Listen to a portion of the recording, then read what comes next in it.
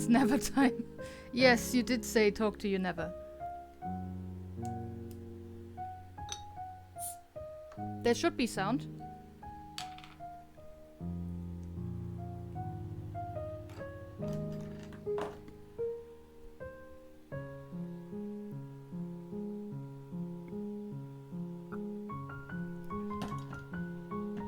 Good. How is everybody doing?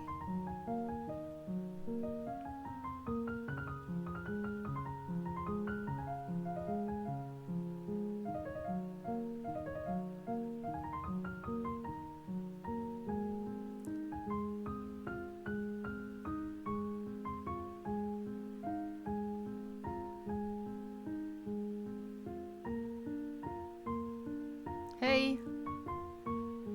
Little stress just got bad news. Oh no.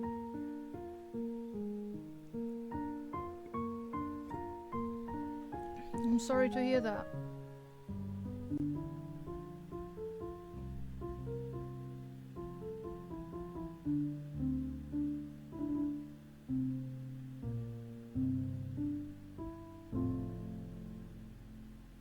It's okay, it'll be fine. Good. I hope so. If you want to talk about it, then say the word off stream, obviously. Yeah, same.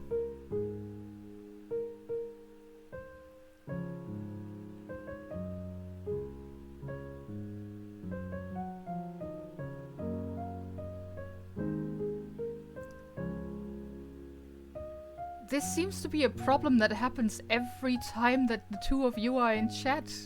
That you can only see that you can only see what she writes like in my screen rather than on your Twitch.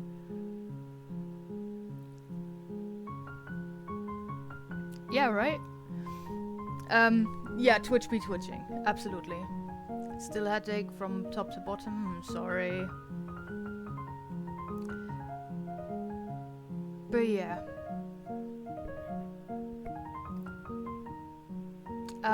Let's just jump in, shall we?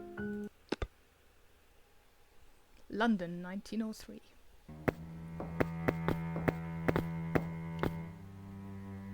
Well, I was correct in my summation then. This is where the printing press created by the master counterfeiter Prescott was hidden.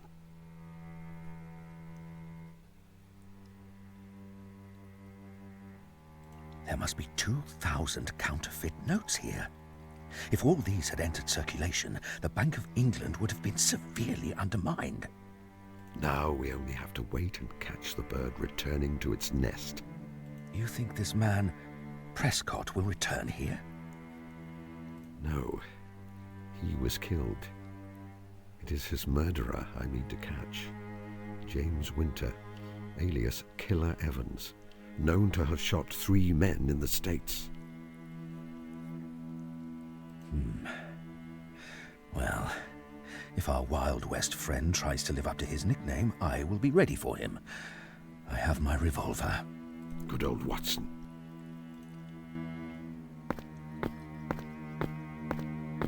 Stay where you are, Mr. Evans, if you value your life. You have a gun trained on you, and Scotland Yard will be with us in a few moments. I would advise surrender. It's really an odd problem that is happening there with the two of you. Well. I guess you've been one too many for me, Mr. Holmes. Saw through my game, I suppose, and played me for a sucker from the first. Well, sir, I hand it to you. You have me beat, and... No! That Watson. escalated quickly. You're not hurt, Watson. For God's sake, say that you are not hurt. It's nothing, Holmes. It's merely a scratch. It's but a flesh wound? Examine for yourself. It's just a flesh wound on my thigh. I'm sorry. You're right. It is quite superficial. Hopefully not, Rip. Is Killer Evans... Killed. Yes. A clear case of self-defense on your part, dear fellow. Perhaps it is just as well that it should end this way. If he had killed you, I would not have let him get out of this room alive. Well, good thing that Watson killed him first, then. Holmes, I do wish you would stop that. Stop what, precisely? Ruminating over my injury. You said yourself that it is a flesh wound, quite superficial. I will be back on my feet again in no time. You must stop worrying. I was doing no such thing. I was considering an entirely different matter. Sure you were, mate. I may not be a master of observation, but I have known you long enough to think otherwise, my dear fellow. Yeah, this is 1903. Infection is so normal. It is. And it's definitely absolutely dangerous as well, yes. When you can't stop worrying about your husband. Yeah. There must be some way for me to help Watson. Making a close observation of him would be a good place to start. Watson. Pick up Watson. Examine Watson. Converse. Or make use of Watson. Tempting. I had He's to. not quite so injured that I need to toss him over my shoulder and put him to bed, however.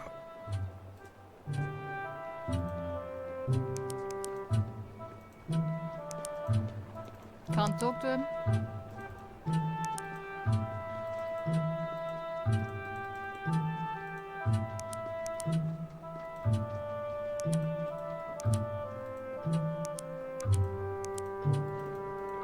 Okay, currently none of my clicks are doing anything. That's worrying.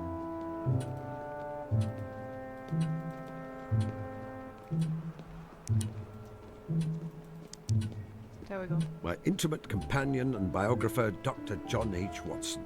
Shall we see what can be observed about him? I should visit my brain attic afterwards to see what deductions can be made based on my findings.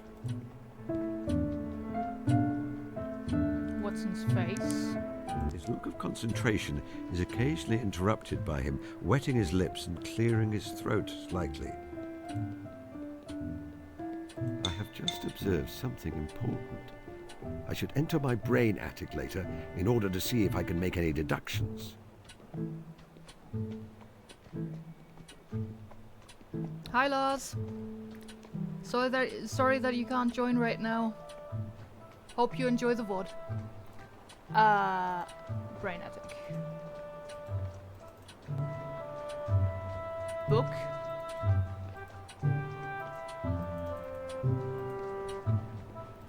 Hello, can I click? It is a yellowback novel entitled The Lady Detective Makes It Right.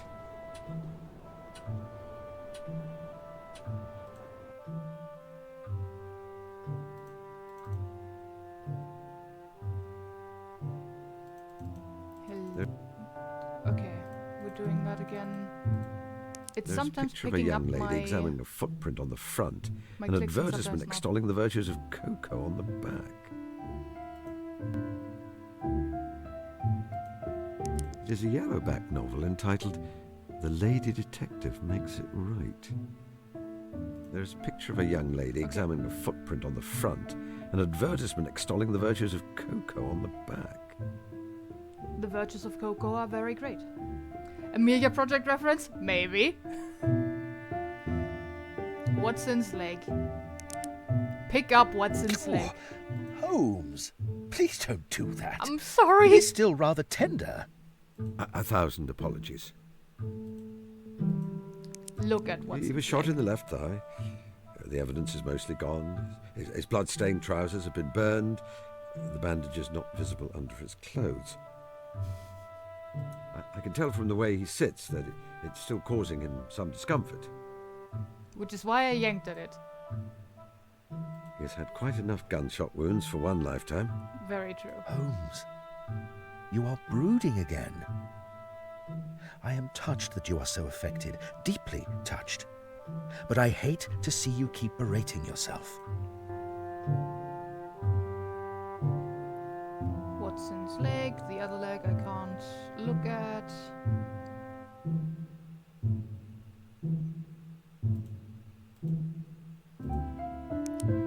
Converse with Watson's face. When your husband can't stop worrying about you. That is also very true. I value your companionship. But beyond... Wait.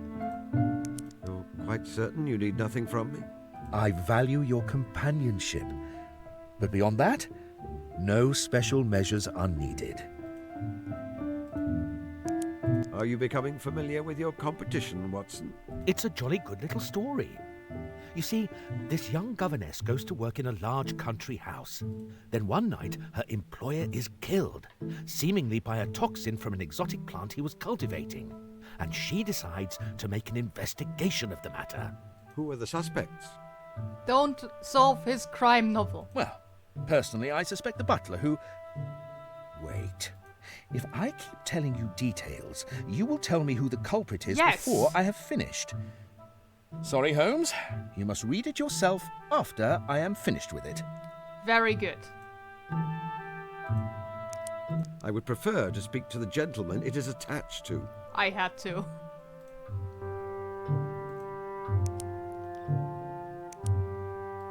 Okay. I think we're done with examining him. Books and files. An eclectic selection of books. Once Watson's novels and my own reference books were carefully delineated. And after many years of living together, they are hopelessly muddled. They were roommates. A well-used set of chemist's equipment. The solutions to some of my most complex cases have been wrought here, over Bunsen burner and beaker. A newly washed glass beaker. Look, Watson, one of the beakers from my chemistry set. Yes. Very nice. That was cute. Ah, my loyal beakers, my beloved Bunsen burner, my most excellent test tubes. Sure. Do you have some experiment to perform, Holmes? Not at present.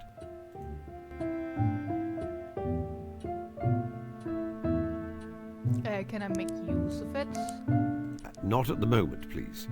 I can quickly become absorbed in my chemistry, but I have other business which demands my attention. I see a water bottle behind him. Get his pants wet. Can I? Probably not. There's a jackknife here.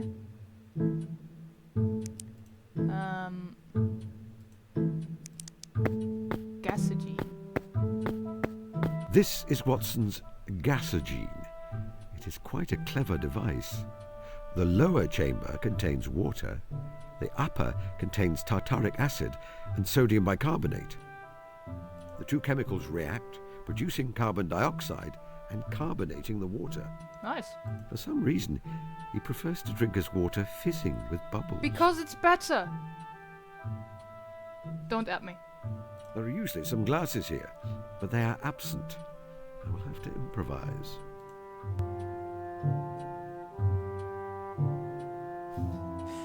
Holmes is like, Watson, please pay attention to me. He likes his water to scream at him. Yes. We could. I do not want to move it. Yeah. It fits rather neatly in this corner. Okay. Beaker? I don't want to carry around No. delicate glassware unless I have a specific purpose I have a for it in specific mind. purpose for it in mind. Use it as a drinking glass. The game is like, nah.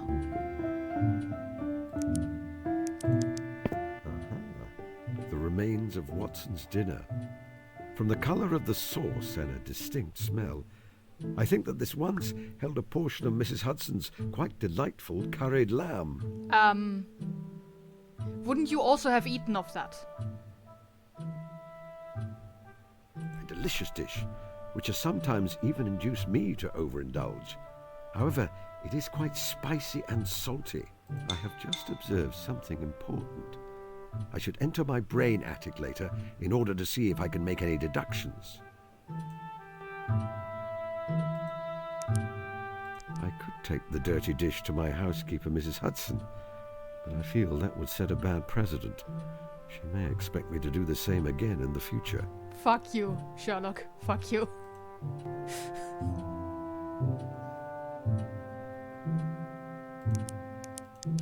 Well, what have we here? Some pink pansies have been delivered to our door. There's a handwritten card on rather fine cardstock. Yeah, the brain attic was actually referenced a lot in the books. The penmanship is decidedly female. However, it has a certain lax form which I associate with those in the medical field. Dear John, wishing you a swift recovery. With warmest regards, Rebecca. Dear John, dear John. Are you jealous? How presumptive. Holmes, please leave those there. They were a kind gift from a friend. Anxiety is getting to me a bit. I can't really concentrate on the game. I'll catch up on the VOD. Have fun. Alright, I hope you'll feel better soon. Take care of yourself. An eclectic selection of books. Yeah, same.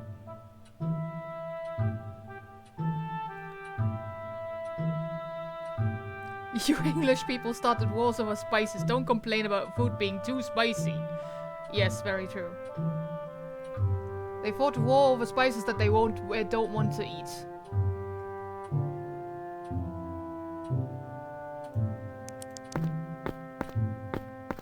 A print of Turner's The Great Fall of the Reichenbach. It's been there since Watson and I moved here, but has taken on additional meaning in the course of our adventures. Yeah, I think so. You having not fallen off of that. We could go back to Switzerland, you know, for a holiday. I imagine it is rather nice if one is not fleeing for one's life. Probably fair. That may be. However, I would prefer not to. Faking your death there once is quite enough, don't you think? Mr. Sherlock Holmes. And just Watson, no Mr. It is my practice to keep my unread correspondence firmly secured to the mantelpiece with a jackknife. Yes. I find it to be an efficient filing method, but not one generally advocated. If I take the knife, all my letters would be liable to go astray. Fair enough. I'm going to answer them. Eventually. Same. A single silk embroidered slipper in an oriental style. I lost its partner many years ago. Since then, it has been used as a receptacle for tobacco.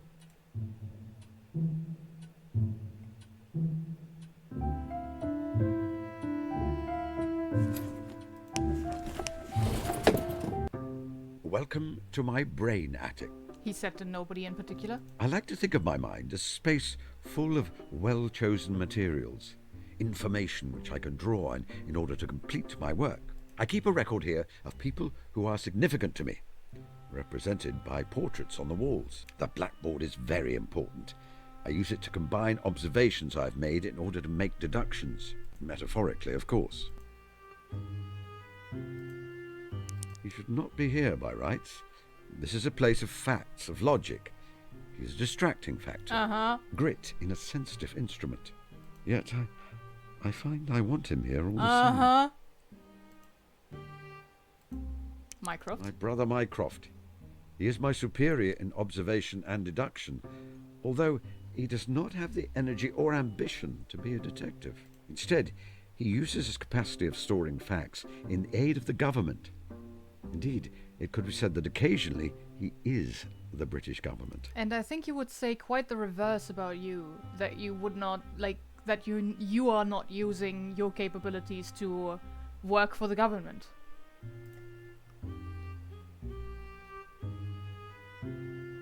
Knowledge of the solar system, which should be non-existent. I've been meaning to get rid of that. It clutters up the place. Thank you for that reference.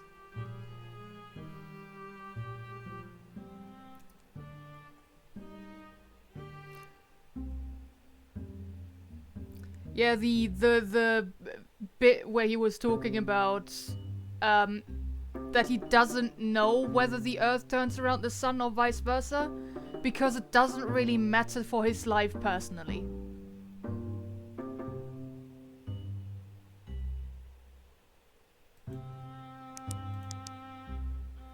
Deductions. Well, Mycroft's biased and too much in love with his job. Also, the government sucks. Yes.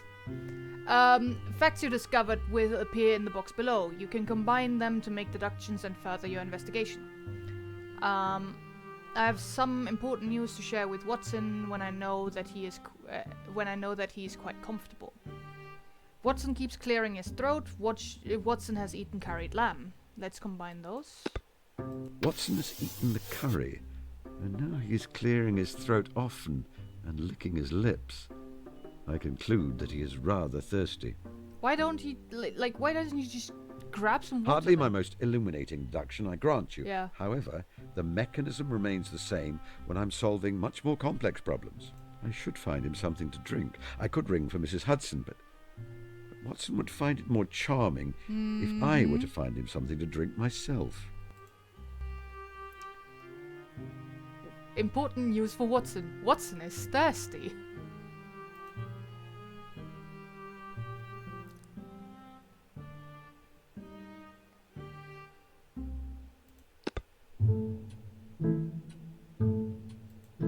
Aha, yes. I shall take the beaker. Okay, I just needed to find out about it first.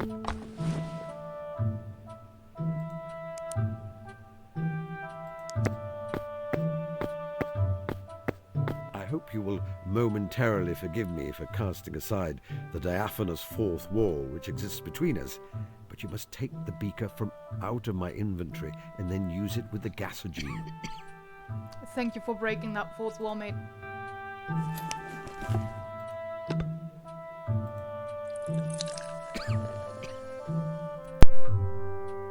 There. I now have a beaker full of carbonated water. Yay! Which I shall now take out of my inventory and give to Watson. Here you are, my dear fellow. You seem to be thirsty after your curried lamb. Apologies for the container. Mrs. Hudson seems to have purloined all our glasses. It is clean, I assure you. Thank you, Holmes. You are right. I am thirstier than I realized. I will trust that you have avoided cross-contamination when it comes to your scientific equipment, and that this is not an attempt to poison me. Well, I've done that for him at least. Perhaps I should stop delaying. There's something important I need to speak to him about. Maybe. We must discuss something important. Have you written any stories lately? Have you ever considered getting a dog, Watson? Did you enjoy your curried lamb? I will let you return to your book.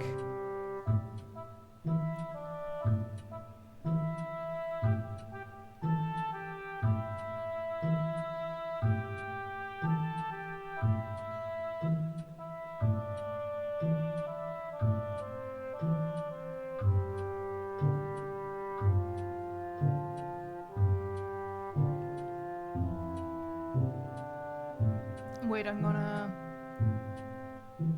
move myself out of the way. Give me a second.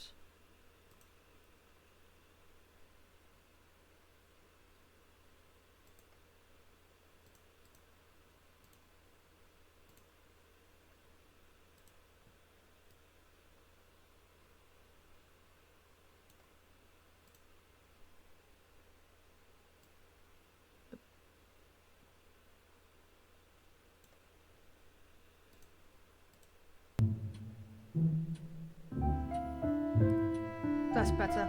Just hanging around in limbo at the top of the screen.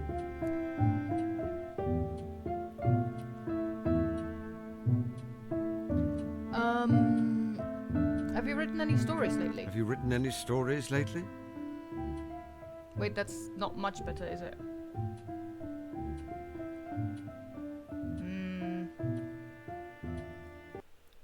I'm gonna put myself down. Wait, no, that's the chat box.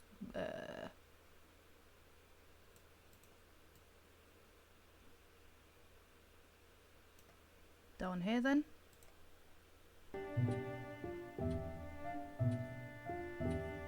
I've had some attempts at jotting down some historical fiction, but I'm struggling to find a home for them.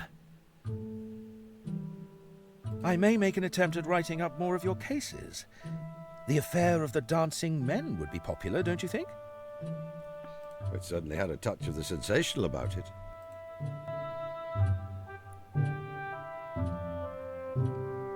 I think it's just a thing of I can ask all of the questions, maybe. Did you enjoy your curried lamb? Did you enjoy your curried lamb? Yes, very much.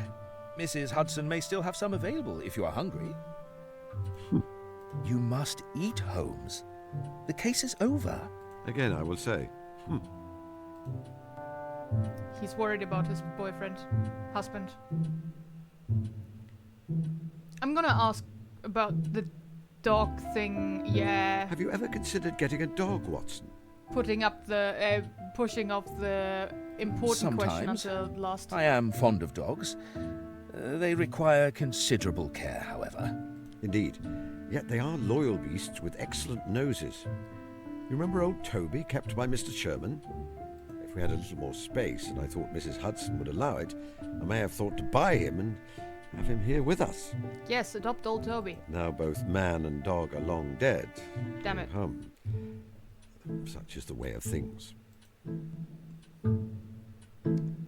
We must discuss something important. Wait a moment. The thing I wish to say to Watson is quite significant. Are you gonna propose? Am I ready to take this step?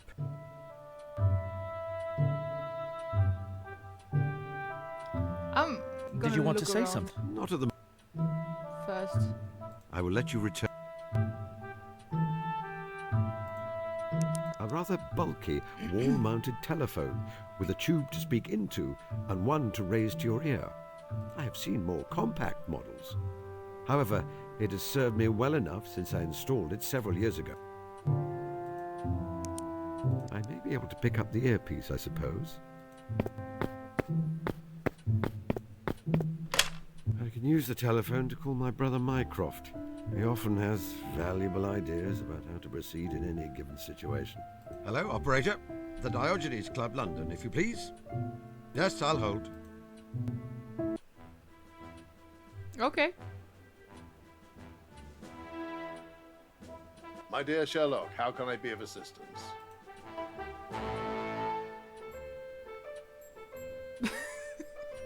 Watson has been shot. Perhaps you can give me some advice. How are you, Mycroft? Or just hang up on him, I guess.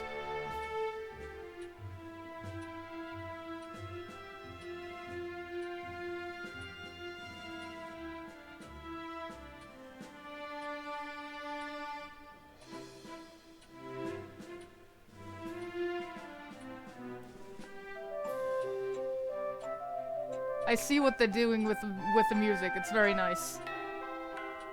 Watson's been shot. Watson's been shot. Superficially, I assume, or you would not be calling me quite so calmly. Fair. Yes, a graze. Send him my warm regards. Oh, speaking of the good doctor, have you told him of your plans yet? It seems to me that it would be a sensible idea not to delay too long. Perhaps you can give me some advice on how to talk to him about this.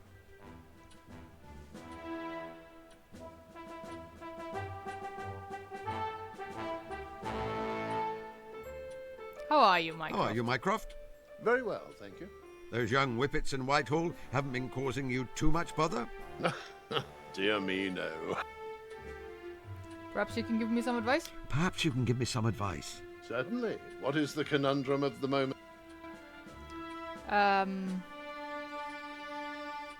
I'm simply not sure what to do. Have I ever told you about my brain attic? I have nothing else to ask you.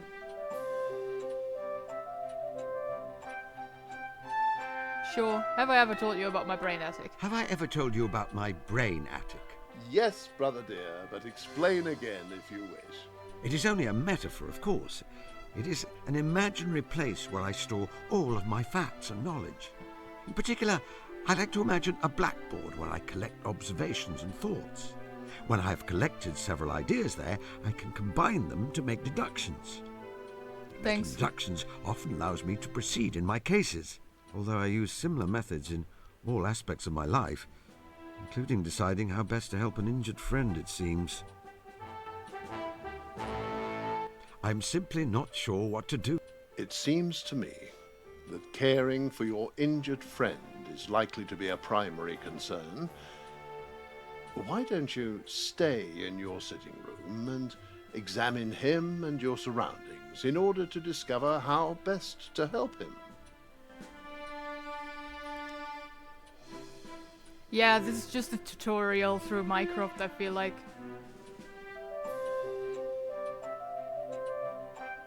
I have nothing else. Goodbye, Mycroft. Goodbye, little brother. Do call again. I mean, he did say to call again. I may be able to pick... Hello, operator.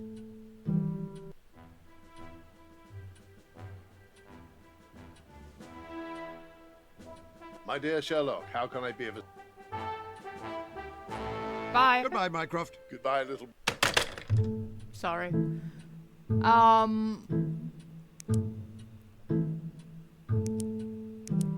Let's talk with Watson then. Wait a moment. The thing I wish to say to Watson is quite significant. Am I ready to take this step? Yes, I think I'm ready. Watson, we must discuss something important. Earlier, you presumed that I was berating myself for allowing you to come to harm. While my thoughts have turned that way often, ever since you were injured, it was not what I was thinking in that moment. I tried to pick up Watson earlier, it did not work. Rather, I was trying to decide how to share some important news with you. Will you marry me? I have decided to retire. Never mind. Retire?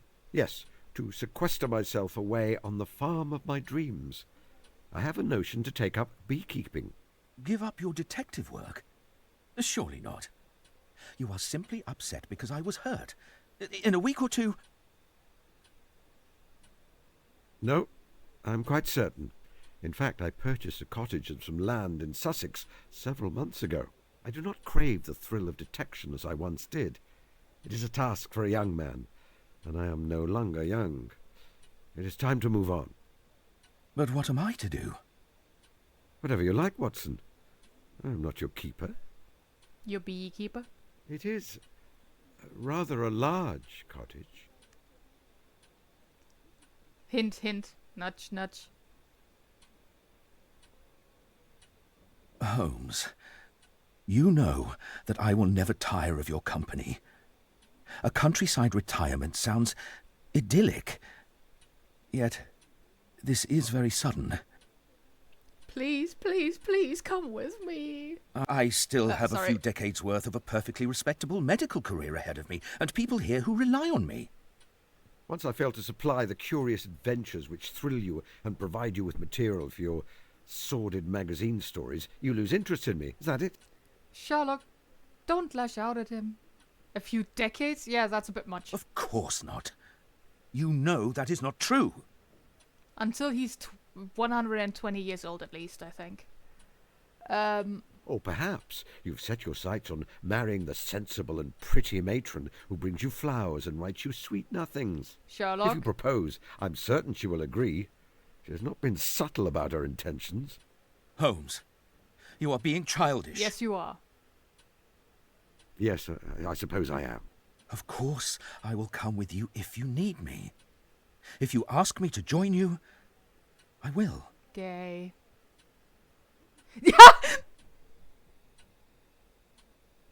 No, I cannot ask that of you. He went down on one knee.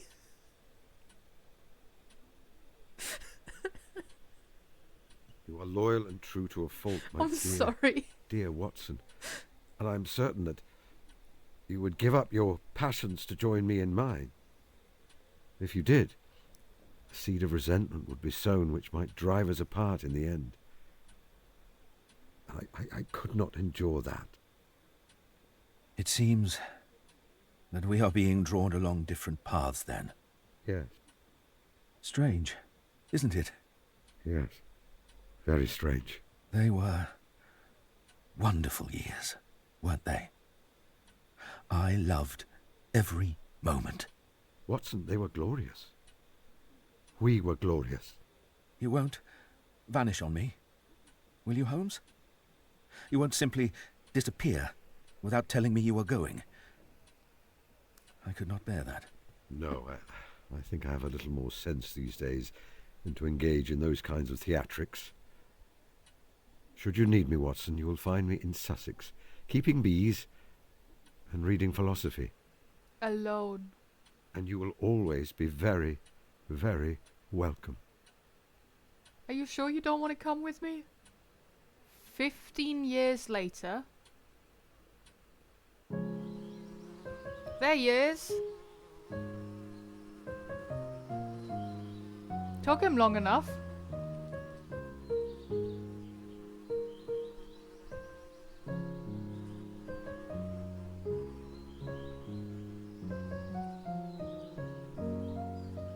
That was not decades, no. It was still fairly long.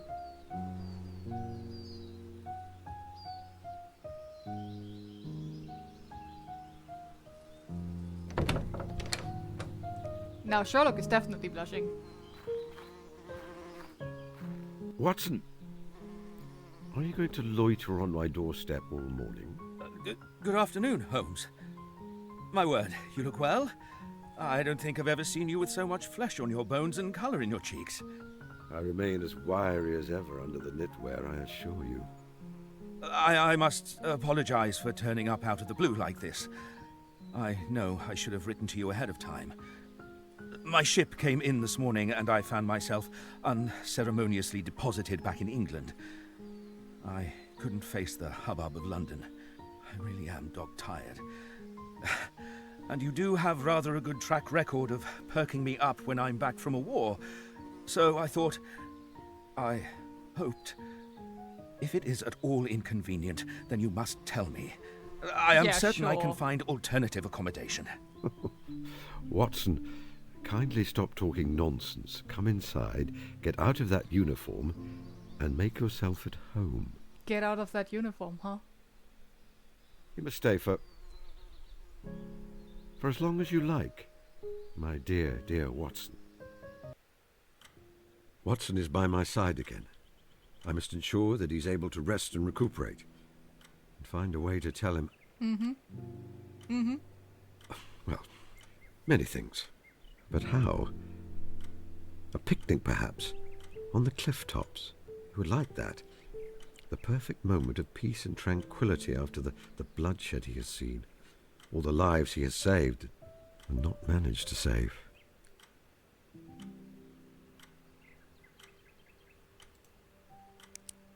My Stradivarius, purchased at a pawnbroker's in Tottenham Court Road for 55 shillings. Wait a second. Oh. Then I don't have to click in between.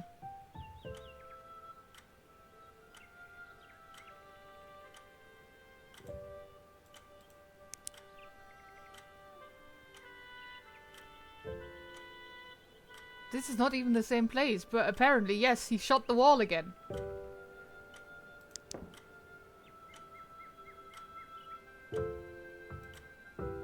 My Stradivarius.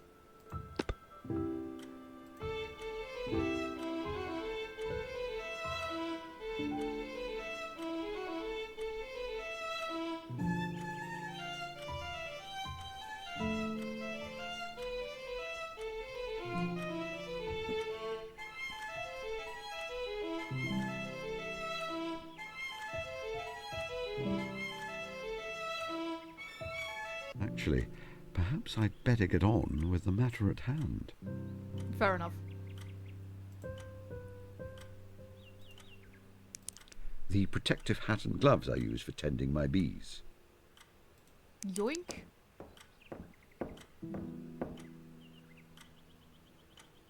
I always find this style of lamp slightly disquieting. I was almost killed by one once. But Watson can tell you the story better than I. Why do you have one then? Well, that sounds like a fairly dangerous proposition. Fair. I decided it was only fitting to update the old regal monogram from Baker Street. Of course, we have a new monarch now, George V. However, a letter G does not lend itself well to calligraphy by bullets.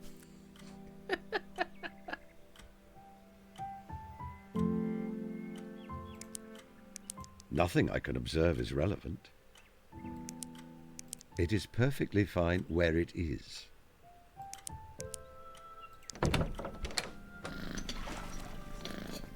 Kitty.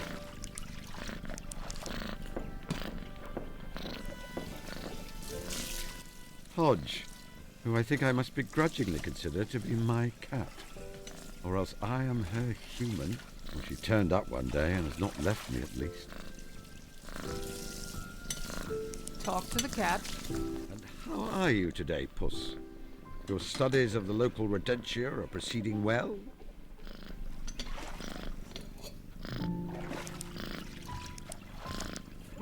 Oh, but she's sleeping and looks so peaceful. I don't wish to wake her. Besides, it would compromise her dignity. Very fair.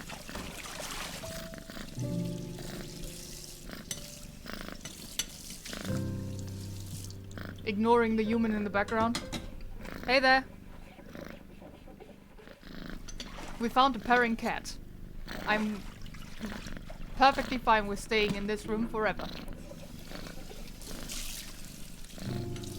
No worries. You basically missed the tutorial. I've never known a woman with such a passion for tobacco. We can talk for hours about it. Nice. Her hair grew very thin many years ago, so now she crops it short and wears a wig. Maybe Holmes turned into a cat lady. Maybe. A strange idiosyncrasy of my battle axe of a housekeeper is that she is very fond of flowers. She often wears them about her person.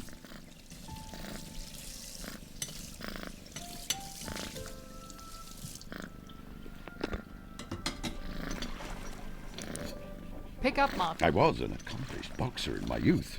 She would trounce me utterly if I tried. I just have to try picking up people. Let's be nice and ask how she is first before I ask her for help. Very well, thank you, sir. Although I am quite busy at the moment. Sometimes it feels like this house is lived in by a couple of elephants, not two distinguished gentlemen. Yep, I know that voice. How can I make a good picnic? Martha, I'm planning a surprise picnic for Watson. What key components would you suggest are required? A surprise picnic, eh? This isn't secretly some scheme, is it? Scheme? You're not setting this up in order to capture a gang of counterfeiters or such like? No, I am setting this up in order to enjoy a picnic. Ah, well, it was worth checking.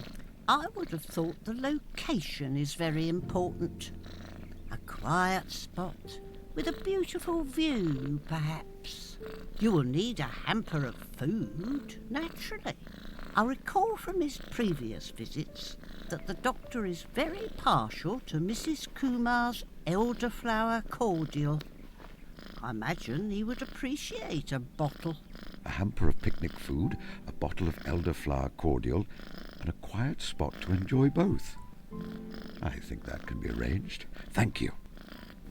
I hope she has less of an affinity for kidnapping. Yeah, get in the back. I shan't ask again.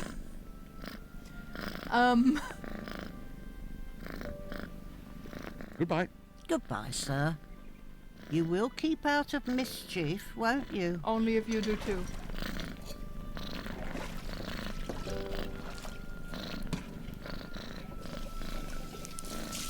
A print of the shipwreck by Claude Joseph Vernet. And also chloroforming. Who Yes. is my esteemed ancestor. It explores concepts of the sublime, the horrible and powerful, meeting the beautiful. I have always found it profoundly moving. An old-fashioned model, but it serves me well enough for keeping in touch with the world beyond my hermitage. I could use it to phone my brother Mycroft, should I require his assistance. I'm gonna prank call him again. Hello, operator. Yes, hello.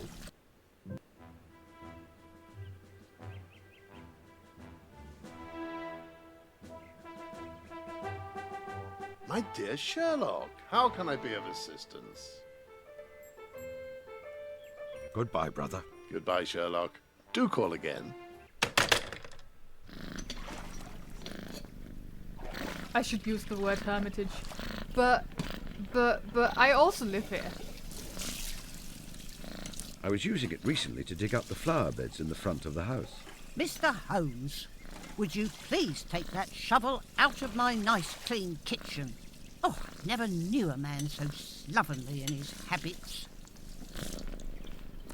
The bullet holes are fine with you, but not the shovel in the kitchen? May I take this, Martha? I may need it to exhume a body. Of course you would say that. Of course, Mr. Holmes. It doesn't belong in my nice clean kitchen in the first place. Did you say exhume a body? Oh, okay, she did hear Goodbye, that. Martha. Bloody hell, Sherlock.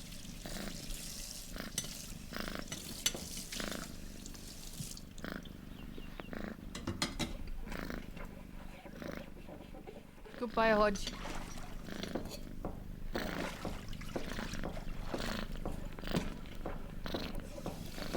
Yeah, I love the way he walks as well.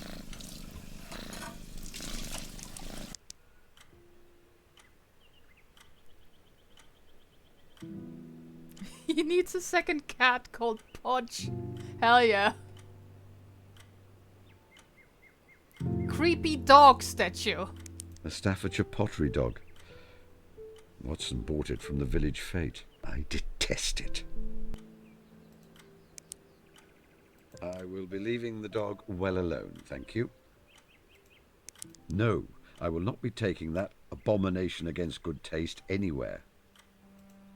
One day, perhaps, I could cause you to be accidentally smashed. I'm sure I could devise a method which Watson would not suspect.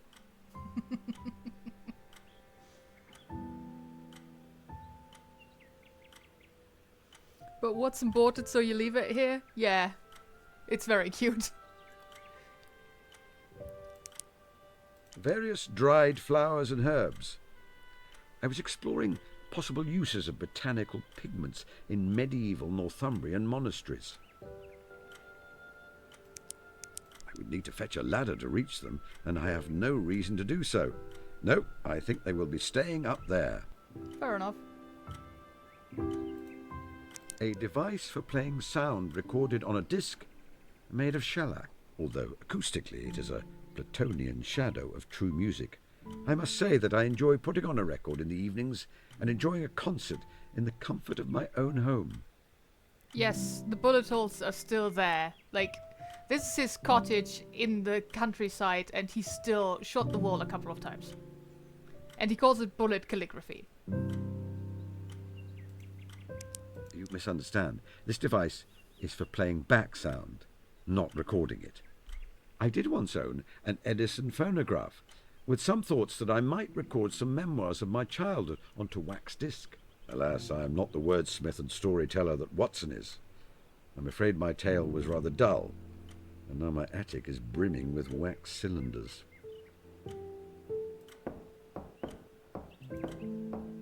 Sadly, it isn't portable.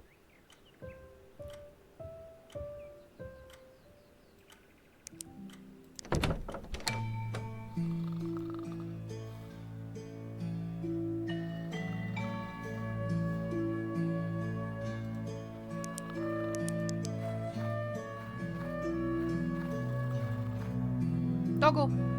Dr. John H. Watson, my stalwart biographer, intimate friend, and erstwhile partner in the art of detection. Intimate friend. Watson's moustache? There are crumbs on his moustache. Toast, I believe.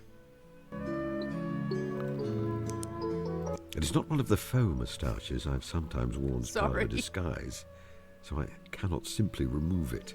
Why would I want to? It suits him so well, and his upper lip may catch a terrible chill. It was worth it. But clearly he has been writing this morning. He has ink stains on his hands. Also, I observed him doing it. Your deductions are flawless. Holmes? Why are you holding my hand? Because I can. And I made him blush. He is wearing his sturdiest boots, the ones he usually reserves for muddy walks.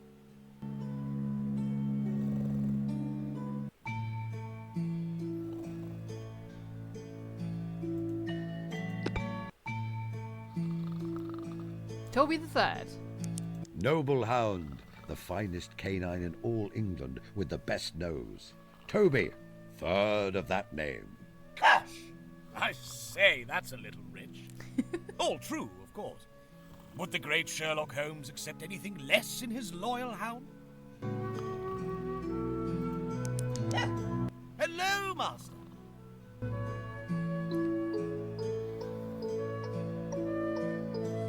You're a good boy. Oh, you're a good boy. Woof, woof. Well, naturally. And I think you're a good human, Master. Especially when you give me bones. Bone. It's a pity that for all your intelligence, you can't understand me. He just called you stupid. Or too stupid to understand dog, anyway. Ah, Toby, if only you could speak. Ah, Toby, if only you could speak. Oh, don't worry, Master. You have that nice doctor fellow to talk to now, so you don't need to be lonely. I don't need conversation. I'm content with hats and belly rubs. Okay, before I say that he should follow me, That's I will enough give talk him a for now, pat. doggy. Very well, Master. Now there, my boy, would you like a cuddle? Yes. Not right now, Holmes. Oh. There might be a cat watching, and I'd never hear the end of it. Ah, well, I suppose you never were a lapdog. Hello! Follow me. Follow me, Toby. Of course, Master. Will there be interesting things to smell? Cats to woof at? Probably.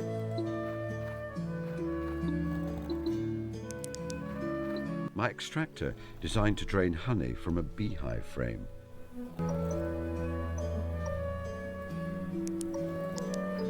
A stainless steel cylinder attached to some bellows.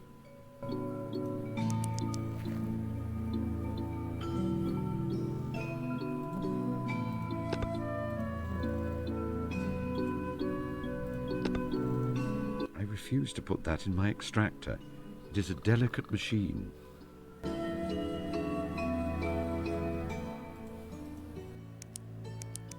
The device is best used on the table.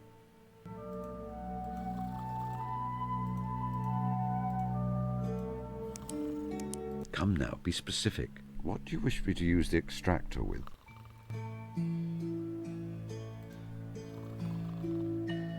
Never mind.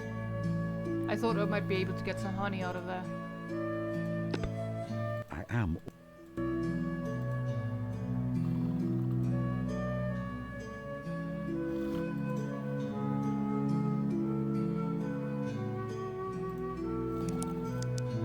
They are buzzing around in fine form.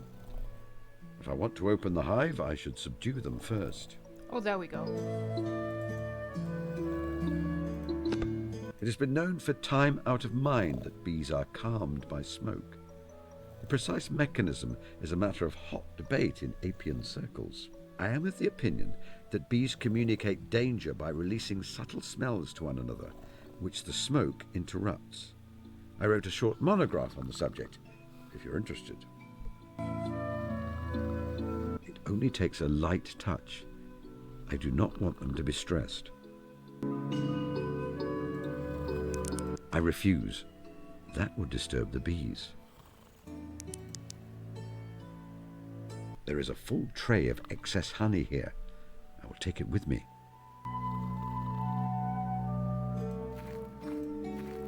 Okay, we got some honey.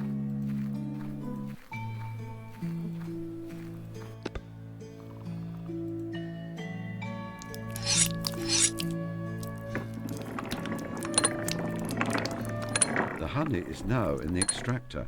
I will take the empty tray with me. The device is...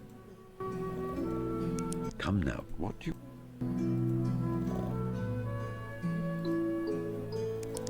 There is honey inside the extractor which I could drain into a... Oh yeah, fair enough.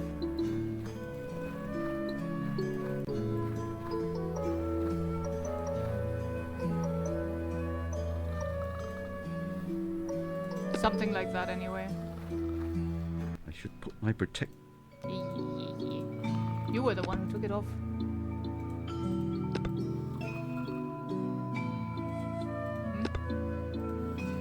There we go.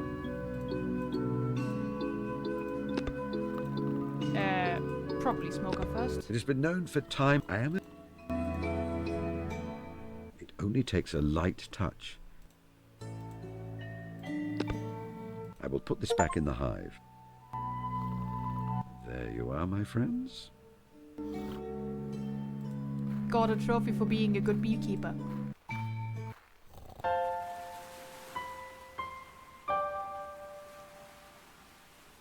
So, we have the picnic spot, the gables, the beach, the fete, and cottages that we could go to.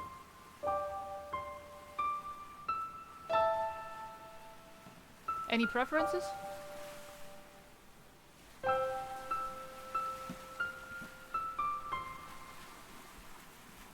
The village fete?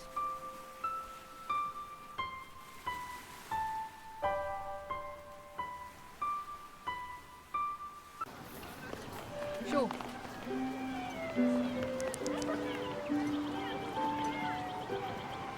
Her cheeks are sallow. Her complexion is pale. She has dark skin under her eyes. All of these things, however, are the products of well-placed makeup. The nails are well cared for, save that she bites them when she is nervous.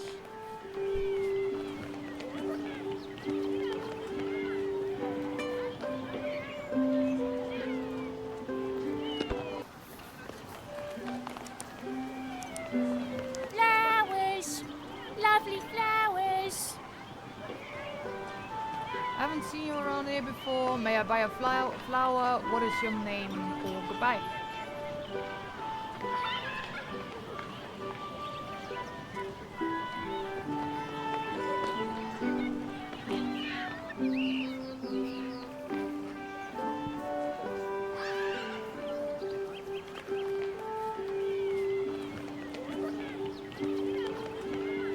Yeah, I think so too, yeah. What is your name? Beth? What is your name? My name is Rose. Rose Smith. Rose Smith, indeed. What an apt name for someone who sells roses.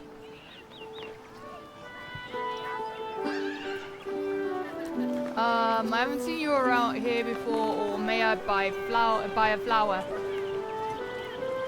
Yeah, Beth is great.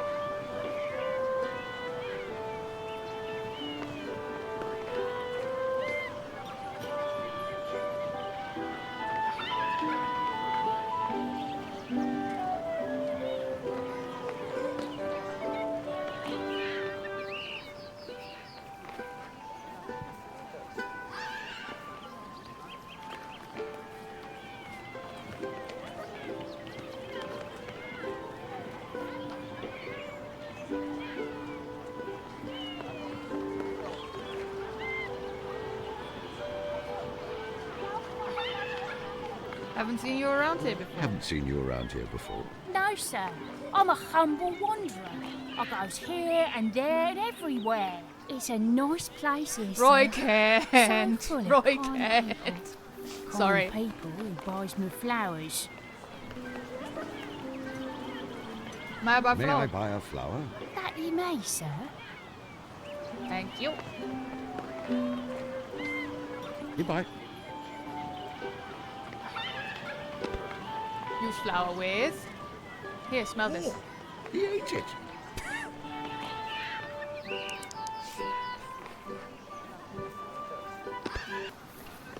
Can I have another flower? Oh wait. I'm not sure they would be complete. Probably not. Flowers. May I buy a flower? That you may, sir.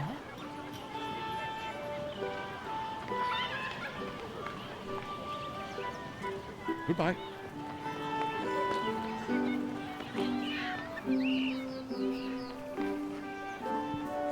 That's also what Petunia Bloom shouts. Yeah, it does make sense though. Yes. Ruffles, Lillian. Let's talk to Ruffles the clown. That.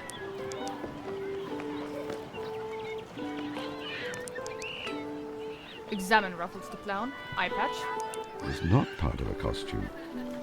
Underneath the eye patch is pancake makeup. I see scar tissue.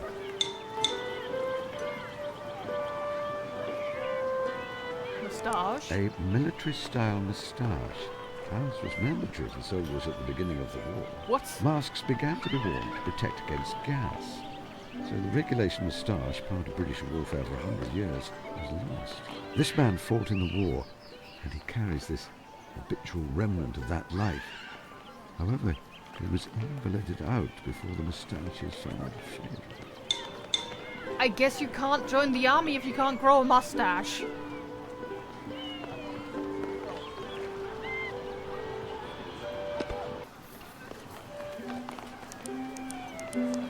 Talk to Ruffles. For which we walk behind. Hello, hello. Oh, hey. I think that's Felix. You were at the front of the war, I perceive. It is unusual for a clown to wear an eye patch. And who might you be? How goes your clowning? Oh, goodbye. Felix Trench. Rudyard Funn of Wooden Overcoats.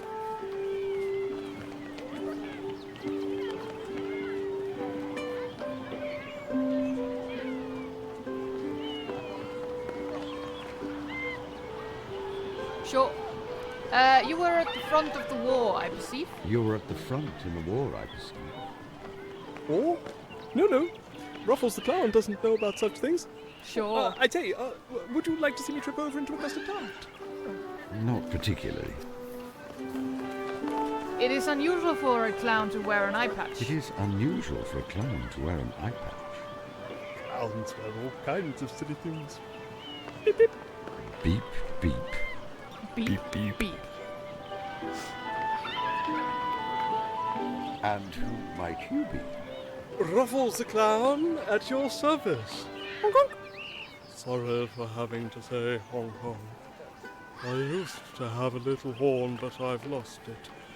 So now I just say honk honk in a cheerful sort of way. Honk honk. I see. Uh-huh. I am Mr. Holmes, a beekeeper. Honk honk. Do you need me to find your horn for you? Do you need me to find your horn for you? Oh?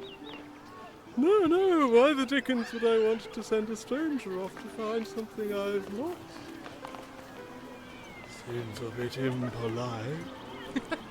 Besides, I know where it is.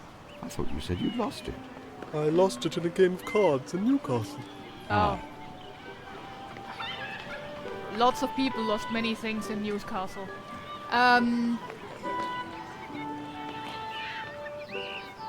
Your name is Raffles, like the famous cricketer AJ Raffles? He said Ruffles, though. name is Raffles, like the famous cricketer A.J. Raffles? No. Ruffles. Like material gathered along one edge to make an ornamental frill. Oh, I see. I wondered if you were a relative. A.J. Raffles. Ah, he was a bit of a hero of mine when I was a lad. Our vocations meant that we moved in the same circles. How goes your clowning? How goes your clowning? Very well, thank you, sir. Okay.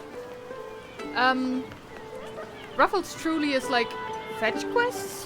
What are fetch quests? That sounds dumb. Goodbye. Goodbye, sir. Then Lillian. She looks like an interesting young lady. Hello, mister. Do you like my hair ribbons? Another bet. I think they're really special. Indeed. They are very charming.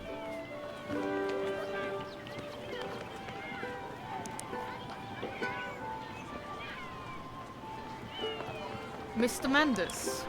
A long-time resident of the village. I believe he's some kind of writer, although I observe some signs that he spent time in prison in his youth. I'd better not.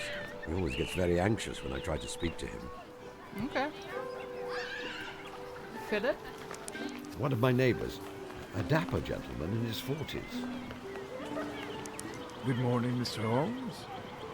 You know, I've been reading the stories about you ever since I was a child. I enjoy them just as much today as I did back then. Oh, that is very gratifying. Thank you.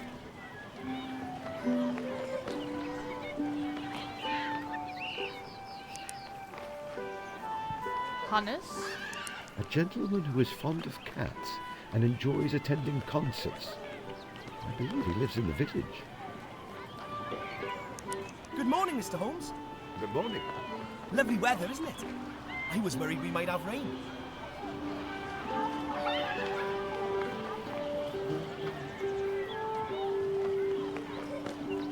Can't talk to this person. A coconut chai. A coconut shy. Hitting one of the coconuts with a ball permits you to keep it. As long as it doesn't hit back. No. Perhaps you should try something else. It is against the rules to simply pick up a coconut. Oops. I'm afraid my eyesight is very poor these days. Yes, blame it on your eyesight.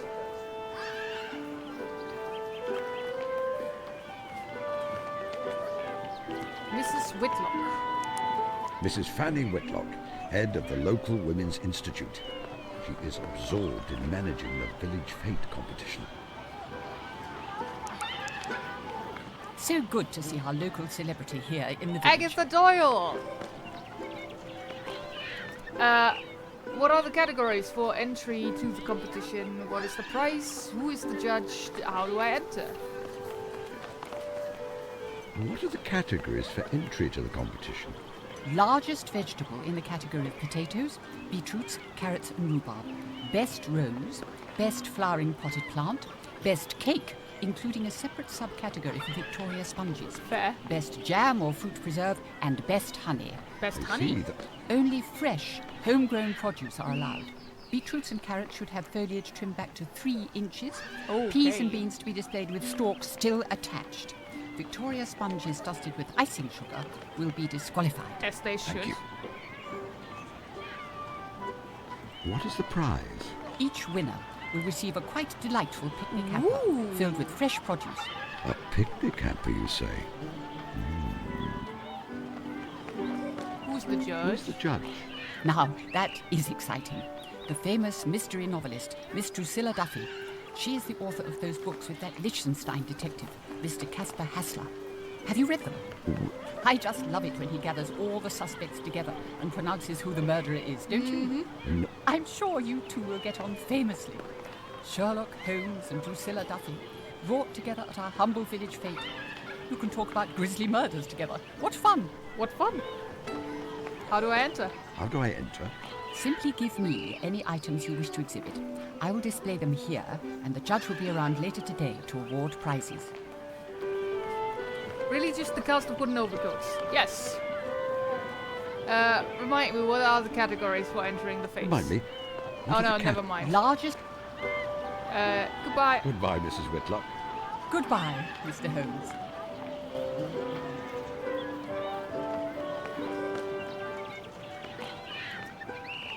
Door to Violet's house. Nothing I can observe is relevant. Let's just enter then.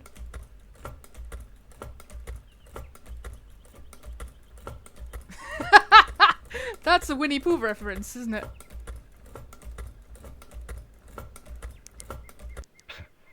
A well-loved old Yup. bear with traces of honey on his paws. Well, most of the rest of him, in fact. Yeah, that's definitely a Winnie the Pooh reference.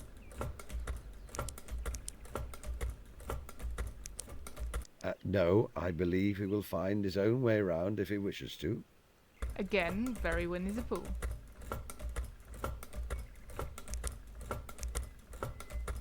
It is a great pleasure to meet a fellow appreciator of bees, or at least the honey they produce. Well, the only reason for being a bee that I know of is making honey. Indeed. And I suppose you believe the only reason they make honey is for you to eat it. Of course. Does that mean we just turned into Christopher Robin?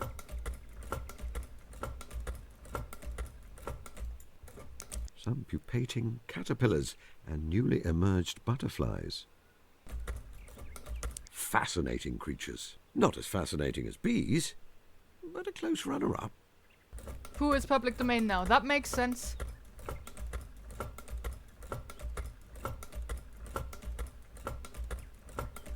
Photograph.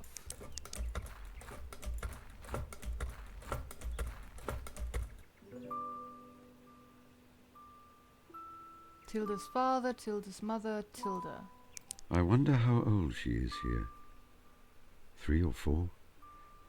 I did not meet her until she was 5, when she came to live with Violet after she was orphaned.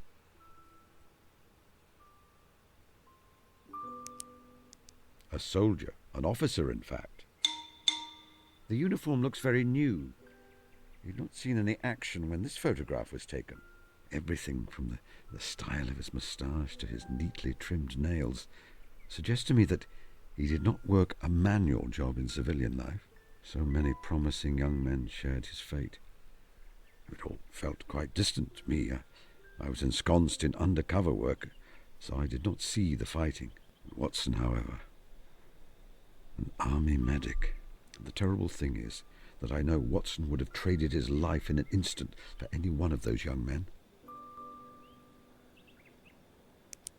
A bright, cheery face. Her complexion suggests she enjoyed spending time outside, as her daughter does. I gather she did not share her sister's intelligence, but she was a hard worker. She had likely never had a serious illness her whole life before the Spanish flu which took her life.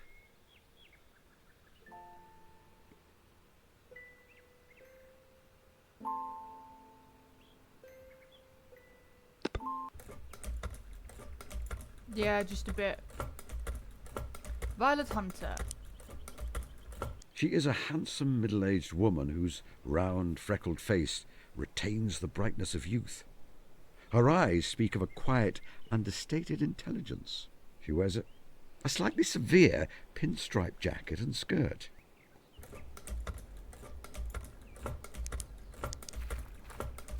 Miss Hunter? How are you, Miss Hunter? How are you, Miss Hunter? I'm well, Mr. Holmes. Catching up on all the little jobs which I'm not able to undertake during term time. The new school in Chichester is proving to be all-absorbing, then. Zoe Rather. Yarienka? I'm afraid the last head did not run a tight ship. I've no wonder they had to call me in. The girls are all little monsters, and the mistress is not much better. Sounds ghastly. Yeah, I think... Don't mistake me. I think we're I'm correct rather there, yeah. enjoying the challenge. For the next 4 weeks, however, I will relish spending time by myself.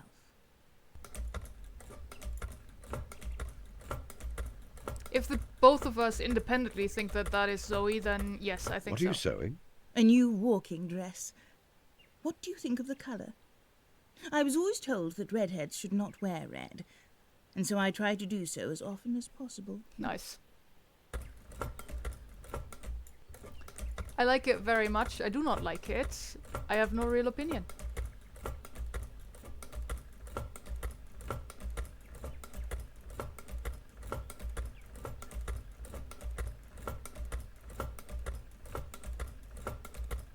I like it very much. I am no expert in ladies' fashion, but it is very cheerful. You would not rather have a seamstress make it for you? Oh, no. I enjoy making clothes. I find it relaxing. In fact, you should let me make you something. Sure. All I would ask is that you bring me the material you want to use. As Sounds a good. spinster, I don't get the opportunity to make men's clothing. I did try once, for a neighbour. Unfortunately, he misunderstood my offer for, well, a romantic overture. Poor fellow.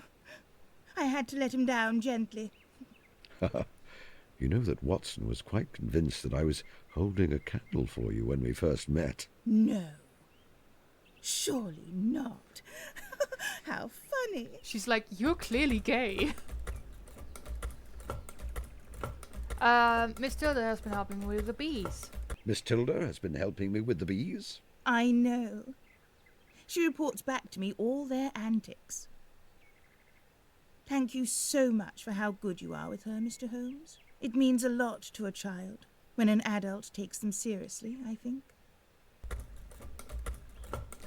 Can you tell me more about Tilda's Hunter, mother and father? Can you tell me more about Tilda's mother and father? I suppose so. What do you want to know?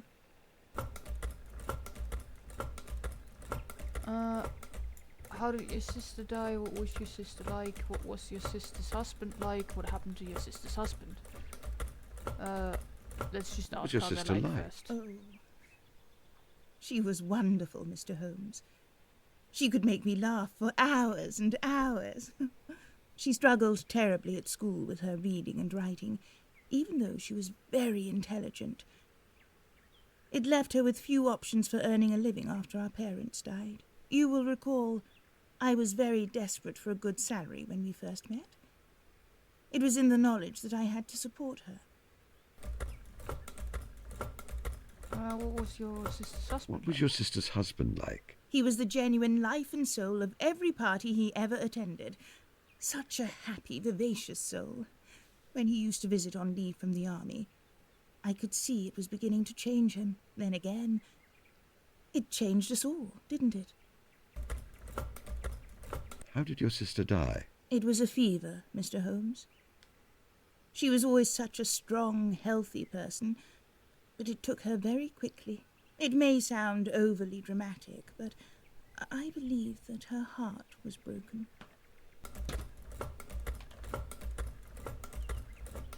What happened to your sister's husband? He was killed in action. We received a telegram. Thank you. I have no more questions. Goodbye. Goodbye, Mr. Holmes.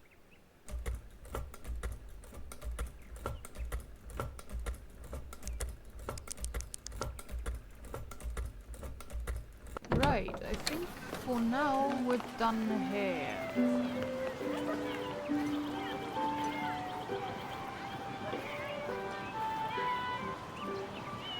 Oh, let's check out the attic.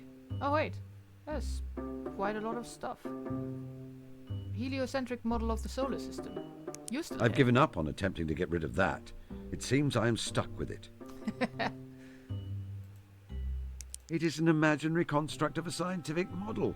I cannot pick it up. Yes, yes. Toby the Third. Toby the Third, my loyal sleuth hound. I had determined not to have another dog after the loss of Toby the Second, but I could not resist that eager little face.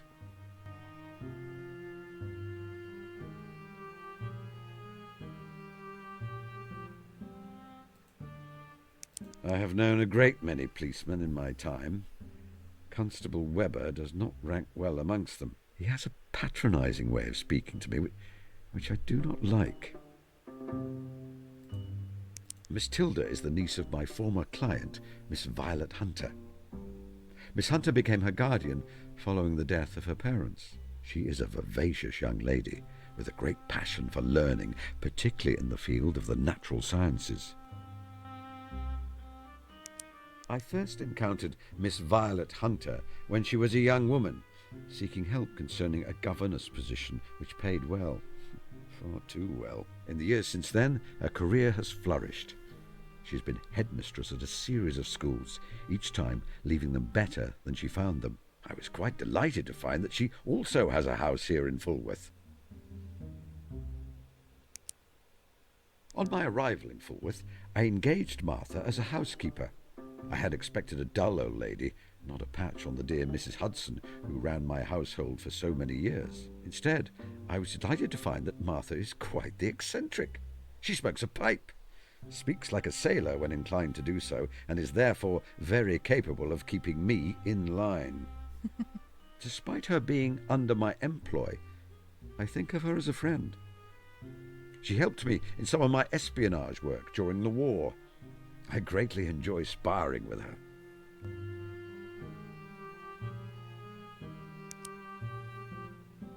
He took his degree in medicine in 1878 before studying further to become a surgeon with the army. Just as the Second Afghan War broke out, that led him inexorably to the fatal Battle of Maiwand. He nearly died there of a bullet wound, or else of the enteric fever which followed. Returning to London to convalesce and living on a pittance of an army pension, he required someone to share the cost of lodgings. A mutual friend introduced him to a self-destructive young fellow who was trying to make his name as a consulting detective. I dare say we saved one another in a way, and from that moment our lives were bound up together. Sometimes we were parted. The obligation of married life called to him, or my vocation called to me. But thankfully, we always seemed to wind up thrown together again. In the war, I engaged in covert work, while he returned to his roots as an army doctor. It was only in that long silence that I wondered if I would never hear from him again. Yet England is at peace, and he is with me again. Aww. Mrs. Kumar? My neighbour, Mrs. Kumar, came to live in Fulworth in 1915. She is a widow. I believe her husband served in the Indian Expeditionary Force under the command of General Sir James Wilcox. Like so many other women in the wake of that terrible slaughter, she has built up a livelihood to support herself and her young son. She has a shop selling quality cloth and haberdashery. Butter would not melt in the mouths of the ladies of Fulworth when they buy fabric from her, but behind her back they gossip cruelly. I'm gonna go offline now, sorry, I'm really tired. But I'm very much enjoying this game. We'll catch up on with the VOD. Alright, take care of yourself, have a good sleep. Mycroft? My elder brother Mycroft is 7 years my senior. Our difference in age meant that we did not spend a great deal of time together as children. He was off at school, while I was still learning the rudiments of walking and talking. I still think we recognized in each other a shared mentality. It was he who taught me the deduction game. Indeed, he remains the master at it. Yet for him, it is just a game. While for me it was both art and science, a means to a livelihood. Mycroft remains the only one with whom I can discuss my thoughts at full luminance, without keeping hold of the shutter. For much of his life he held the British government's secrets in his head. However, now in retirement, he spends most of his time at the club he helped to found, the Diogenes. If I need his help and advice, I'm able to telephone him. Mrs. Kumar's young son, Sanjay. He attends the local village school and spends the rest of his time helping his mother or finding a solitary place to read a book. He does not seem to be a popular boy. His closest friend is Tilda, a girl a few years younger than he is. Lately, he seems to have taken quite the interest in me. I do not mean to say that he speaks to me. He simply observes at a distance. I observe him in return. That sounded creepy. Stackhurst is my closest neighbour and the headmaster of the local coaching establishment, The Gables. He and I have been friendly from the day I came to the coast. and often drop in on each other in the evenings without an invitation. He was a well-known rowing blue in his day and remains an excellent all-round scholar. He is far more in touch with the wider world than I these days and can always be trusted to share any gossip from London. As head of the local Women's Institute, Mrs. Whitlock is the closest thing Falworth has to a civic leader. She is widowed and does not seem in any hurry to marry again. What's that? Oh, that's the basket, wine, and a good view. That's the goal.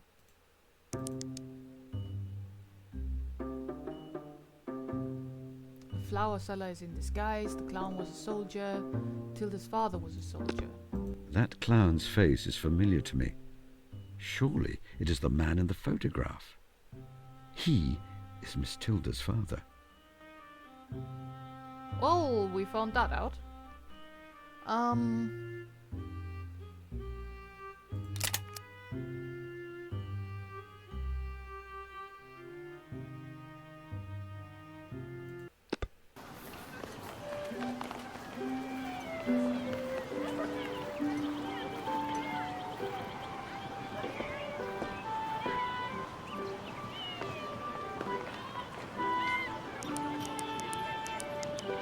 Hello, hello.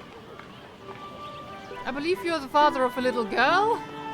I believe you are the father of a little girl. Bit blunt, A isn't little it? girl? No, not I. Ruffles the clown loves all children, but he doesn't have one of his own. He refuses to acknowledge it, or is unable. Perhaps if presented with some more concrete evidence. Goodbye. Goodbye, sir.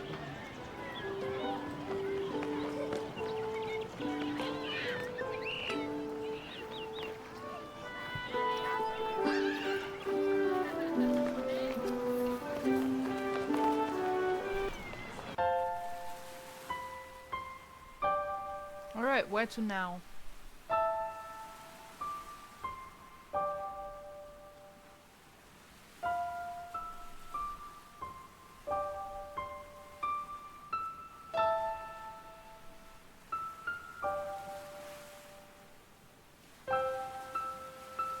Cottages, beach, gables. Beach.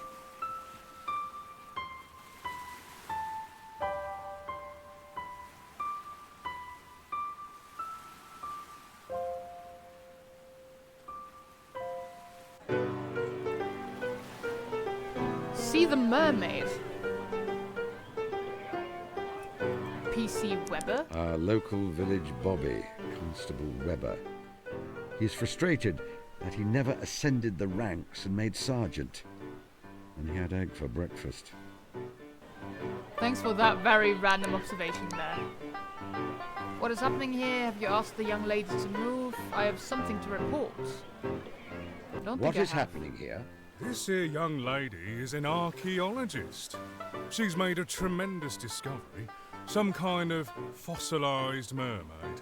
She's drawing in quite a crowd and offering a lecture about the discovery for those who will pay. You must realise it is a scam. More than my job's worth, Mr. Holmes. She's not doing anything illegal. I don't think so I'm either. just here to keep the peace. Have you asked the young lady to move? Unless I find out she's done something illegal, I can't shift her, Mr. Holmes. I have something to report. What's that then? I have nothing else to report. I have something to report. Oops. What's that then? I have nothing else to report. Goodbye. Goodbye, Mr. Holmes. Yes. Had to. Veronica Anderson. A journalist, I believe. Good morning. Are you enjoying your visit to our little town? It's lovely. What a wonderful view of the sea. If only I'd come with my husband and not just for work. I Beth don't again? suppose you've heard any news from London. None at all. I've been so busy. Haven't seen a newspaper in days.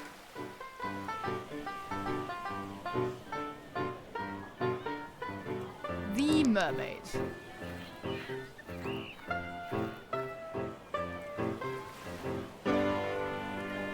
Ah, yes. Clearly not a monkey.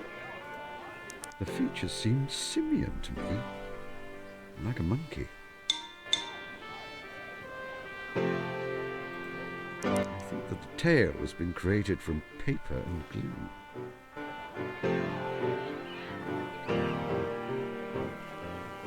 Sea monkey. Yeah, it's just the actual stuff, like, that they said were mermaids back in the day, isn't it? She is young, I would say around 20, very muscular, perhaps of Italian descent. She has the people enthralled. Real.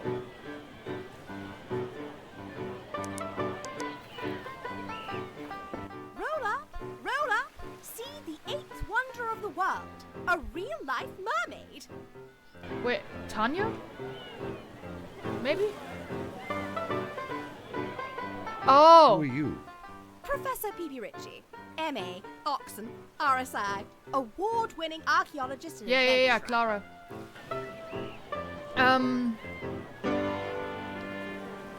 How did you unearth this mermaid? And how did you unearth this mermaid? Through clever deductive reasoning based on my knowledge of geological processes. Yeah, that's Would definitely you her. perhaps be able to name for me a geological process? Photosynthesis. What? I thought so. That makes no sense. Where do you hold a professorship? Shrewsbury College, Camford. You made the mermaid by sewing together a monkey and a fish. No, I didn't. Indeed you did. Didn't. You did. Didn't. It is blatantly obvious you did to anyone with eyes. No.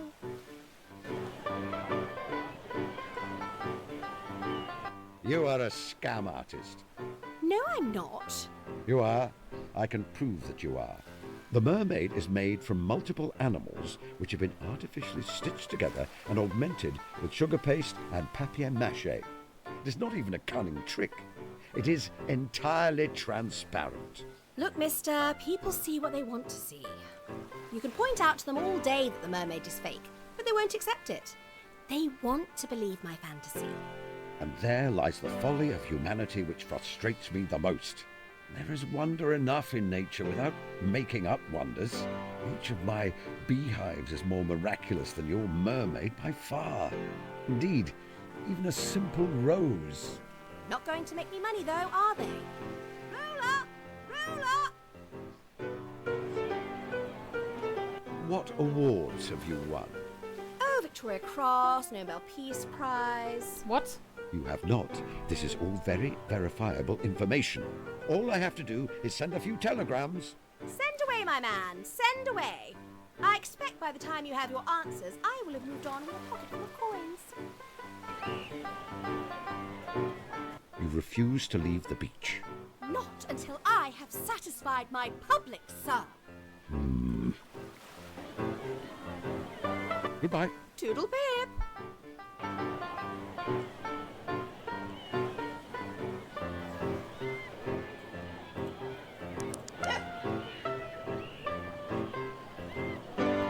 That's enough. Young gentleman. This stylish young gentleman has a very fastidious valet, with whom he has minor disagreements regarding sartorial matters.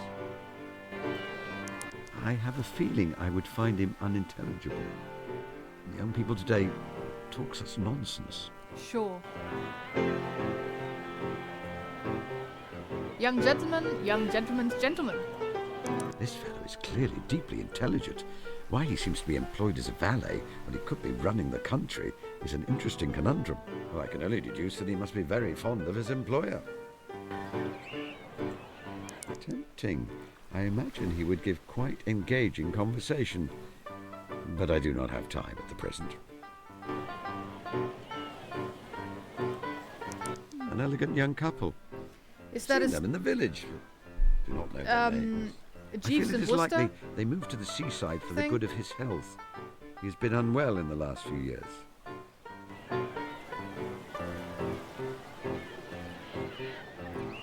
Love the signs that say real and not fake. Yes. It's clearly very real and very much not fake. I won't bother them. An elegant young couple. Seen them in the village. I feel it is likely they moved to the seaside for the good of his health. He's been unwell in the last few... Okay.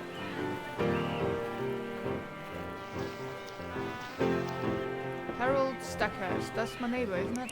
Harold Stackhurst, the headmaster of the Gables, and my immediate neighbour. Affable fellow, we became fast friends when I moved here.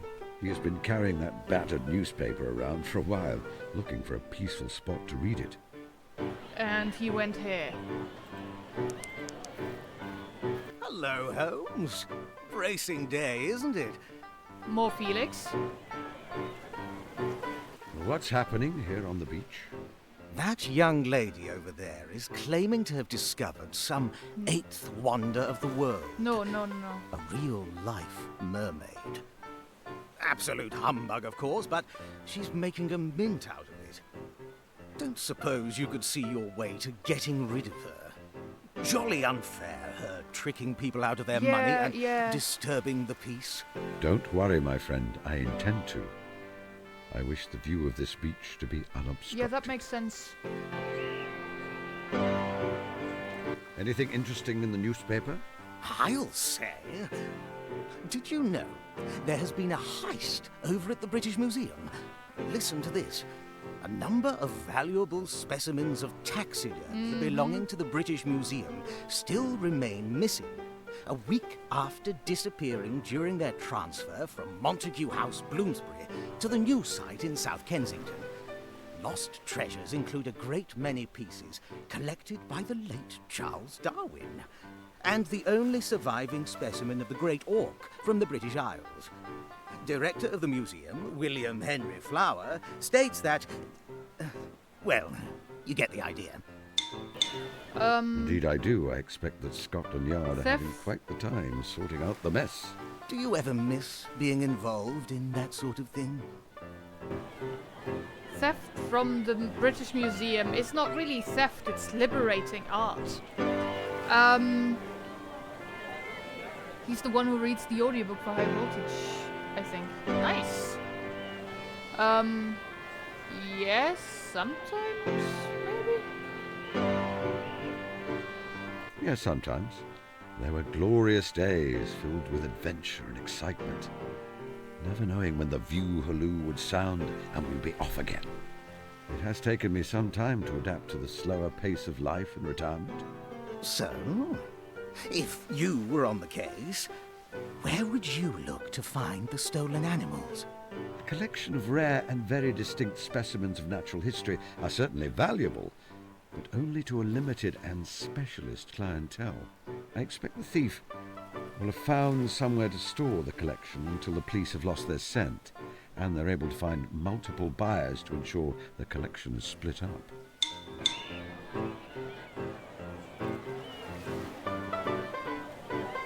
You know, my friend Watson is staying with me. Drop in on us when you have time, won't you? Of course, old man. I have a wild idea for an excursion we could undertake next week. Oh? The Picture Palace in Eastbourne is showing a film, Trent's Last Case. A mystery. What do you say? Could be a bit of a wheeze, what? Watson would appreciate it. And I expect he will urge me to come along as well. I know you too well, my friend. That is your way of saying that you would like to come just as much. Why do you wear a monocle?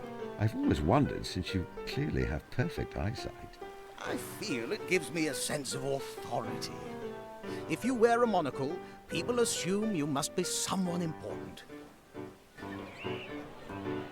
How is the Gables? Oh, jolly good. Of course, the boys are all home for the summer at the moment, so it's all planning. I have doubts about the new English master I hired. He's entirely green around the gills. Still, we were all young once, what? You haven't thought of retiring? No. I live to teach. Whatever would I do if I retired? Goodbye, Stackhurst. Goodbye, old man. Give my regards to the doctor.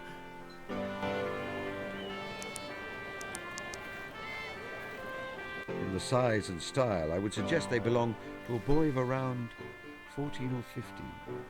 I expect he's an active fellow who spends many hours running through the muddy fields to the north of the village.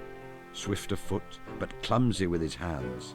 His lace tying is rather slapdash. Let whoever put them here carry them away. I will not. Fair. That seemed like it was something, but it is nothing. I think we're done at the beach for now, except for...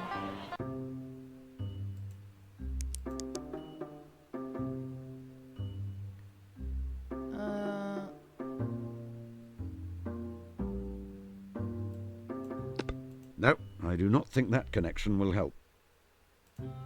I fail to see what... It may not be a coincidence. Yet many sideshows have similar oddities which were not procured by robbing a museum. I will retain both these pieces of information for now. Fair. I fail to... No. No. Didn't think so.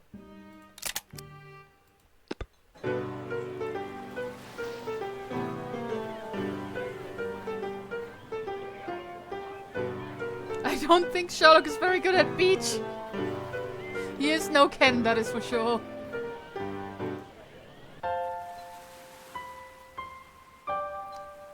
Cottages, picnic spot, or the Gables.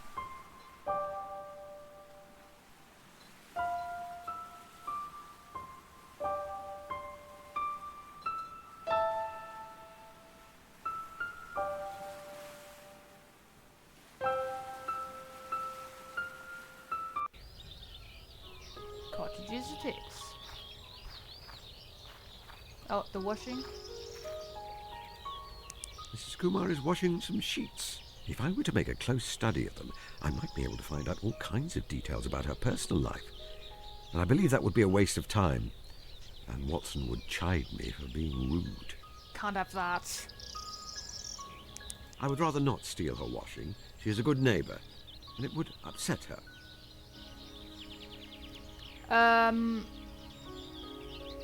It's in the newspaper.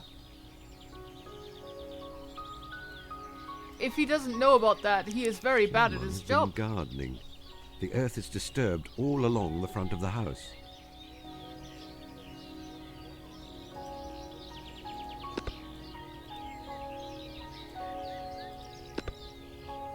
No, on multiple counts. Firstly, Mrs. Kumar will not thank me for ruining her flower beds, and secondly, my back will not stand it if I dig a trench all along the front of the house. I must find some way to discover the exact spot where my quarry is buried.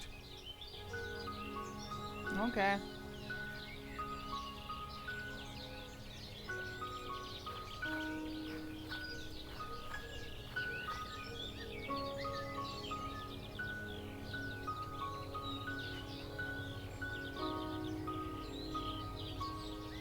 Someone has been gardening.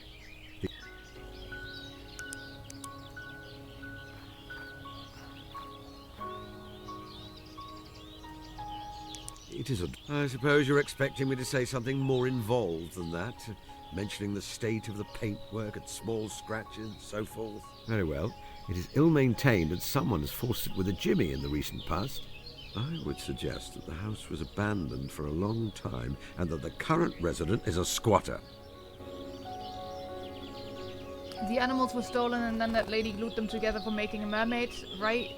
Yeah, but we can't prove that with the evidence we have yet. Like, I didn't get a deduction out of that. It only said something there. It may not be a coincidence. But yet many sideshows have similar oddities which were not procured by robbing a museum. I will retain both these pieces of information for now. We need something more definitive here.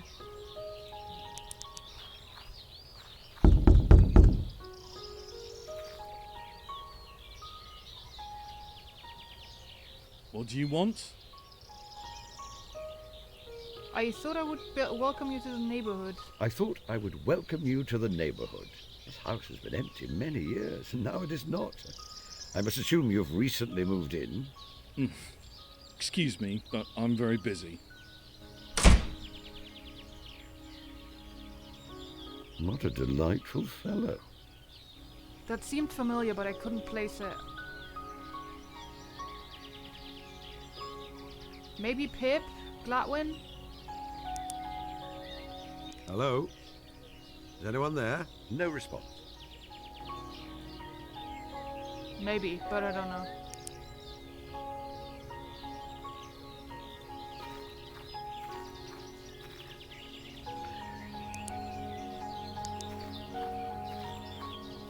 Nothing I can observe is relevant.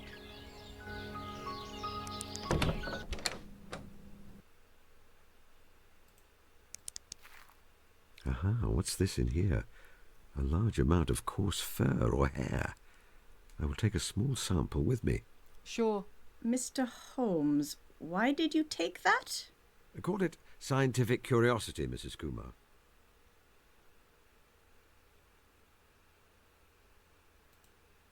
A wide variety of fabrics and other dressmaking materials. Mrs. Kumar runs a haberdashery business. So will I get fabrics from you so that I can go to somebody else to make something of them? Oh, that's the cordial that I'm supposed to get. Mrs. Kumar is known for making the best elderflower cordial in Sussex. The only ingredients are the heads of elderflowers, sugar, lemon, and honey. I would humbly argue that the honey is the key to her success. She has an excellent supplier. Mm-hmm. No. Do not touch my ingredients, Mr. Holmes. Sorry. Dear me, you are worse than my son. Her hands show that she has worked many menial jobs in the past. However, they are currently well manicured. I'm not an expert in such matters, but I would imagine that such a sumptuous dress is the height of fashion amongst Indian ladies. Good day, Mrs. Kumar. Either. Good morning, Mr. Holmes. Could I buy some of your excellent elderflower cordial? The one that my friend Dr. Watson enjoys so much. I'm afraid I'm sold out at the moment, but I'm preparing a fresh batch as we speak. Are you able to come back another time? I had hoped to have it for a picnic at lunchtime today. That will be fine. I'm nearly finished. An hour or two, Mr. Holmes. That is all I need. Very well. Thank you, Mrs. Kumar. Is your trade going well? Your fabric shop in Eastbourne, I believe? Yes, indeed. Business is going well, Mr. Holmes. I think that with the war behind them, many ladies wish to buy the colourful fabrics I have for sale. And how is your work? You are making more of your wonderful honey? It is the bees who make the honey. I am merely their servant and their student. You know, my boy Sanjay has very strange ideas about you. He insists you are secretly a detective from a book he's reading. Well... An imaginative and observant young fellow, it seems. I'm not gonna ask whether the cordial Goodbye, is ready Mrs. yet. Kumar. Goodbye, Mr. Holmes.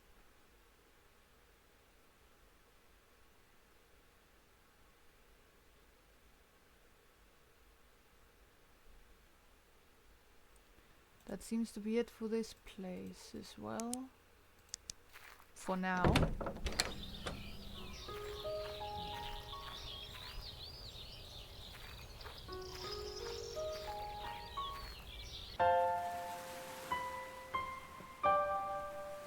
To the gables then?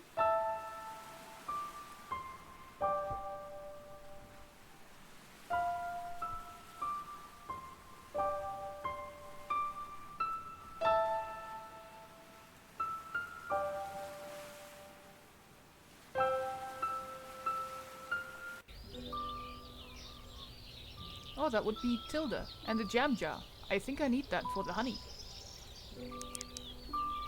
Miss Tilda, my young neighbour. Muddy dress. The stains on her dress are characteristic of the meadow to the north of my cottage.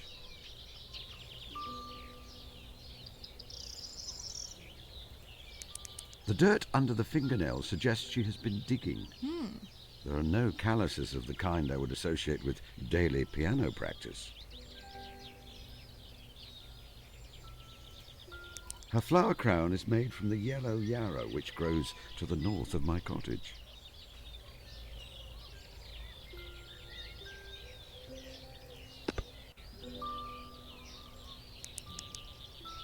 Oh, wait. Miss Tilda.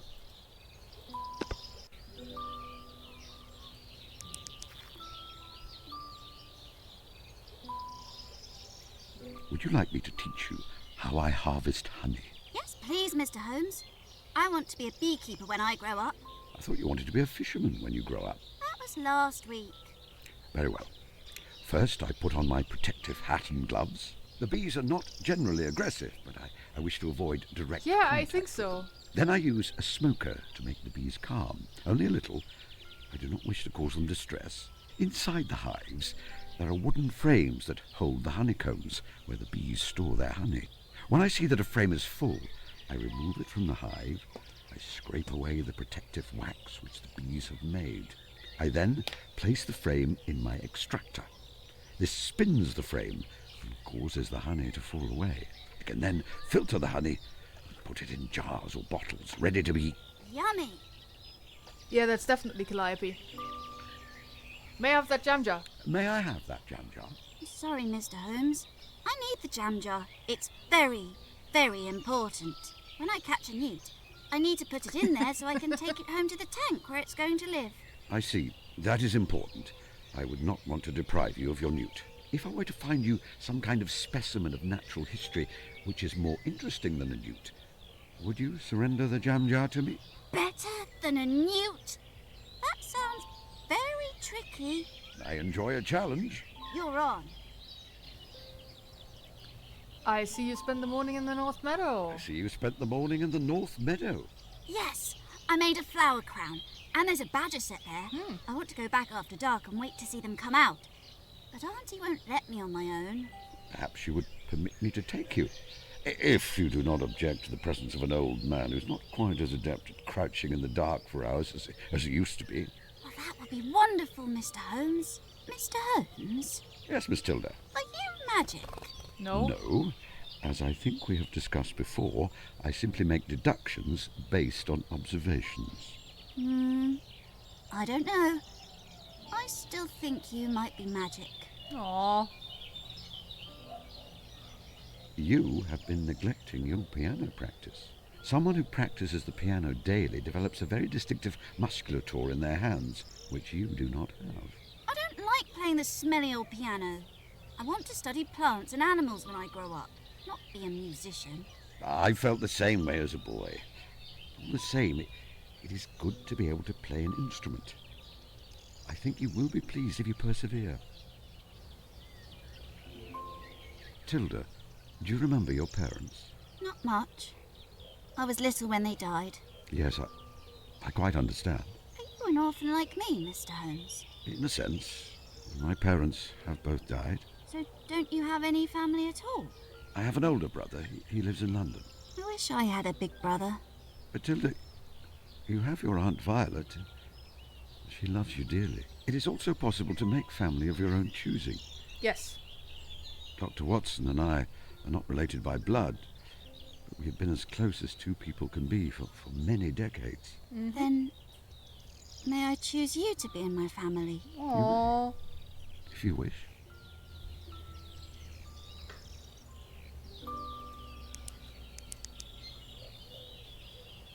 What are you doing? I'm catching newts. Naturally. Goodbye. Goodbye, Mr. Holmes.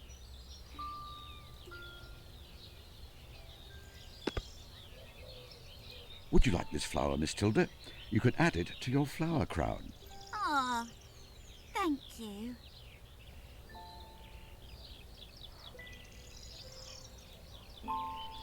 Okay, that wasn't the natural phenomenon that you wanted to see. That is better than a newt.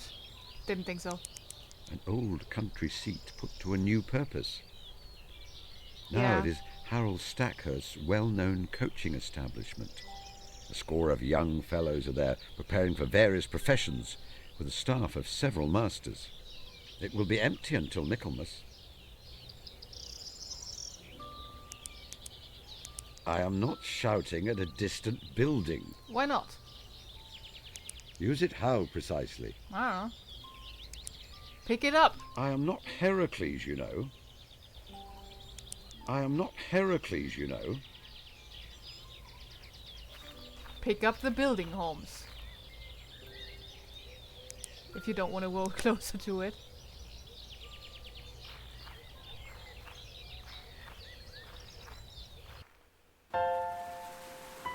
Picnic spots. What the fuck? I feel the need to remind you that I am retired. I am a beekeeper. Grotesque happenings are not my personal concern. You can't just stand As in front of a ordinary corpse and citizen, say that. I should leave investigative matters to the police. Let's have a look, shall we? That's Sanjay, isn't it? Sanjay Kumar, a young man of around 12 who lives in the village. We have not talked much, but I found him watching me while I tend to my bees. At a distance, with binoculars.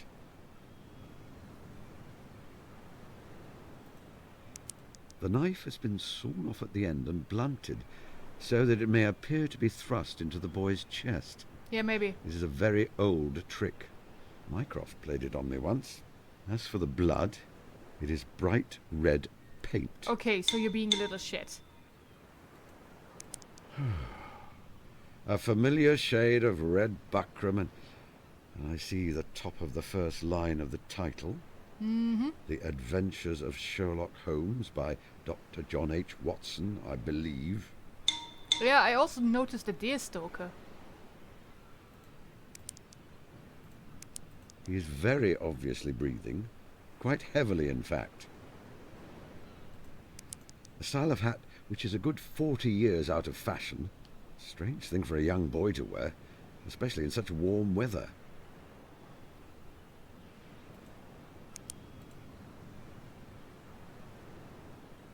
Well, let's do that thing that you're not supposed to do with knives.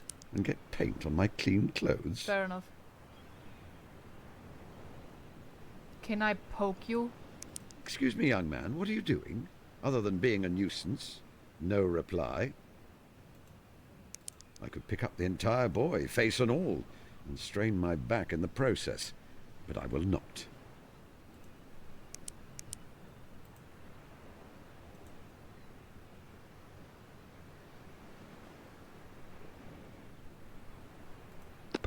I'm playing the violin sadly at him. That will not be of any use. Yes.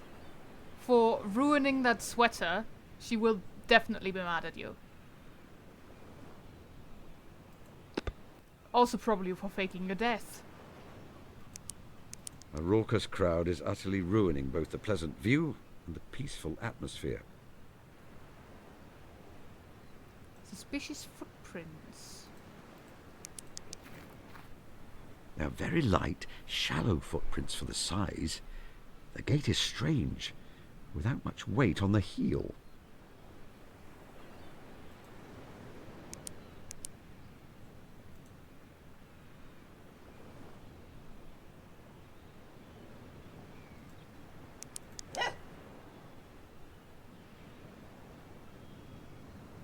Oh, you're a good boy. Woof, woof. Well, naturally. And I think you're a good human master. Especially when you give me bones. It's a pity that for all your intelligence, you can't understand me. That's enough talk for now, doggy. Very well, master.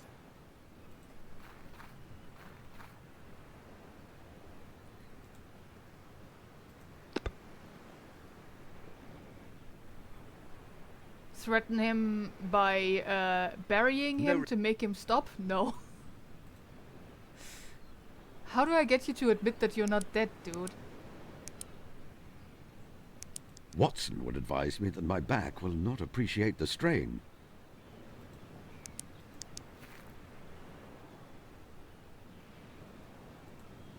I have several copies of my own at home.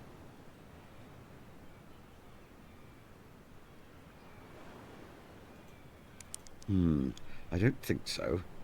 I don't think that style of hat suits me. Eh.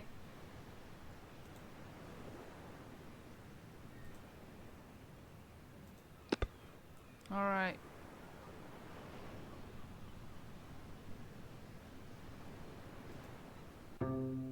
We got nothing new, did we? No, yet. Apparently, the boy has been inspired by tales of my adventures and has decided to fake his own murder. I wonder what explanation he will give for his actions.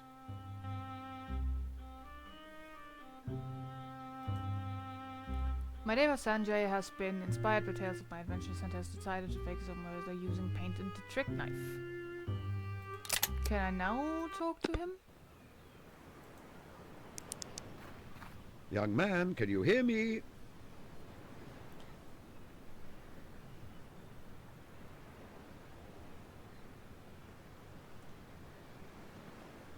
Well, you are still breathing, very obviously, in fact.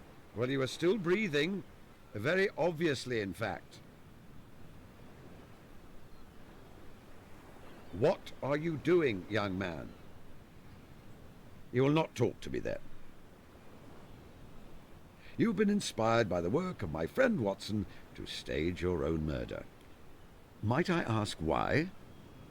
There we go. But have you solved the mystery? Do you know who murdered me? You have not been murdered. But if I had been, do you know who did it? I thought you'd look at the footprints.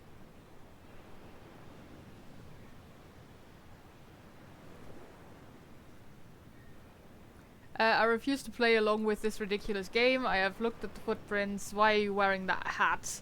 Goodbye. I hope you do not do something like this again.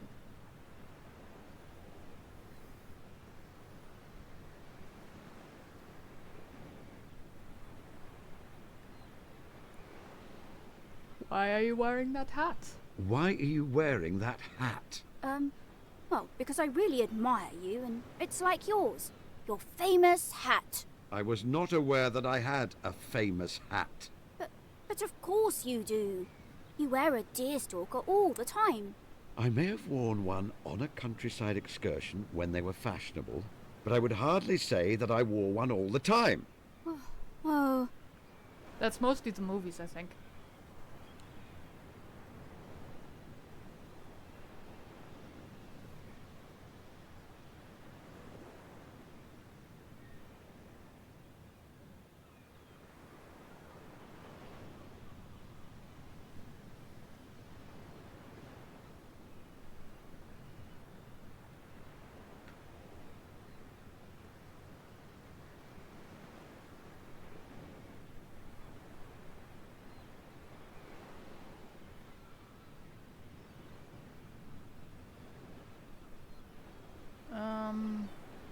I've looked at the footprints. I have looked at the footprints. You created them yourself by wearing larger shoes than your own and walking backwards. You then threw the shoes off the cliff. I know, but if I hadn't done that, who would they suggest the murderer was? You were supposed to think it was Harry. Who even is Harry?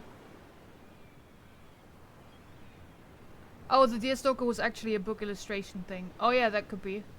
But since then, like, the movies have made the image stick, I would think.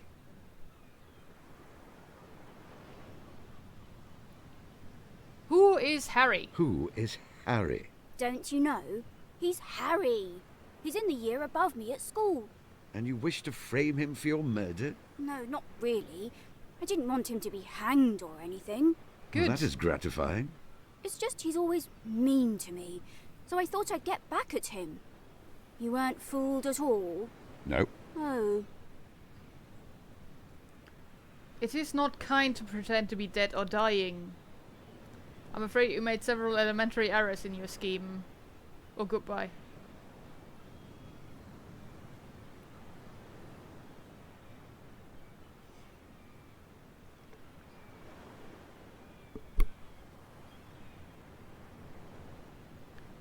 It is not kind to pretend to be dead or dying. It is not kind to pretend to be dead or dying.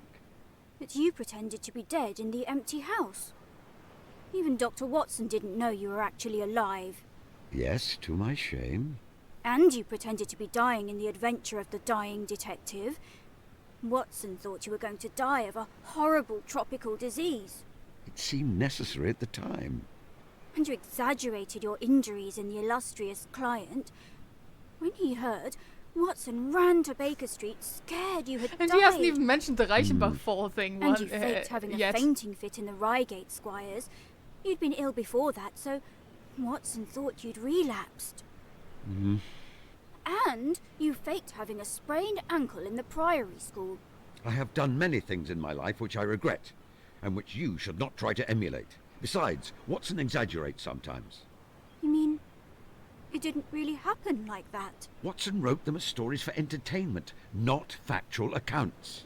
Oh. Of course. I mean, I knew that.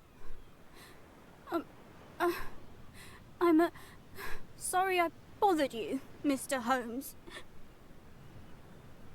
Good job, we made a child cry. I have a new hypothesis. That I am a nasty, misanthropic old man who breaks young boys' dreams. I suppose now I shall have to find a way to cheer the lad up. It is the right thing to do, but also that his mother will let me have some elderflower cordial. Wow. I just read that case. It was indeed also unkind.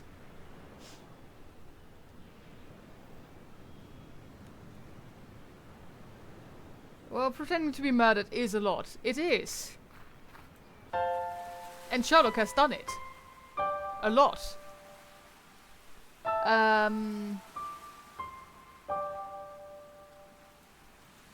Is he back at his house or is he at the Gables? No, he's here. Well, he has cleaned the paint from his pullover, but not very effectively.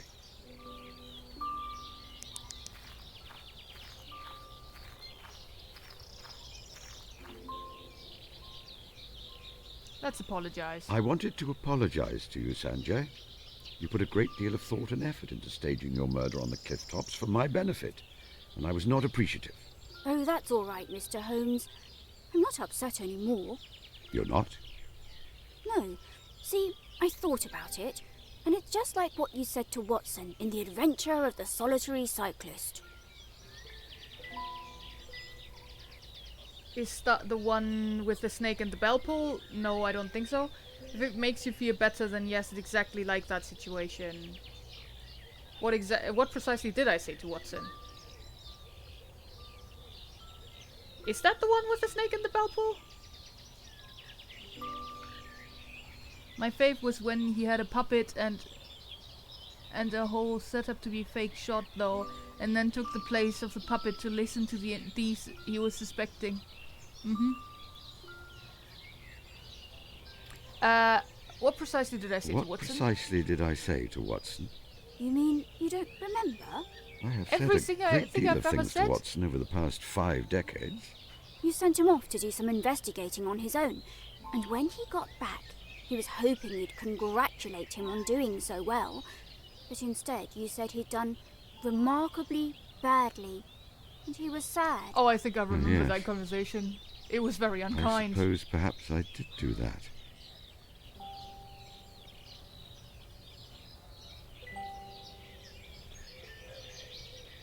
Oh well. The other reason I'm excited is that I've got a proper case to solve now, not a made-up one. Okay. Tell me about this real mystery you have discovered. Tell me about this real mystery you've I discovered. keep doing this. My cat has been catnapped. Not Kalu. She's my favourite member of the species Felis catus. She's missing. No, stolen. Have to think of Sam Vimes now. That man sure hates clues. Yes. Why do you think the cat was stolen? Can you describe the cat? Perhaps she has simply wandered off? I will help you find your cat.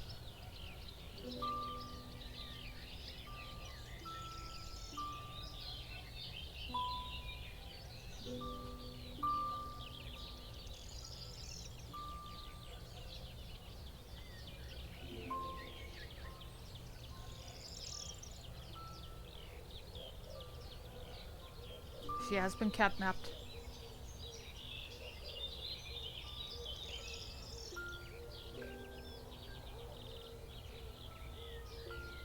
Cat cap.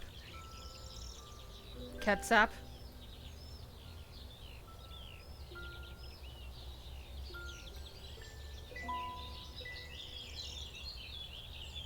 Sure, let's help. Should we ask for details though first before we say we're gonna help?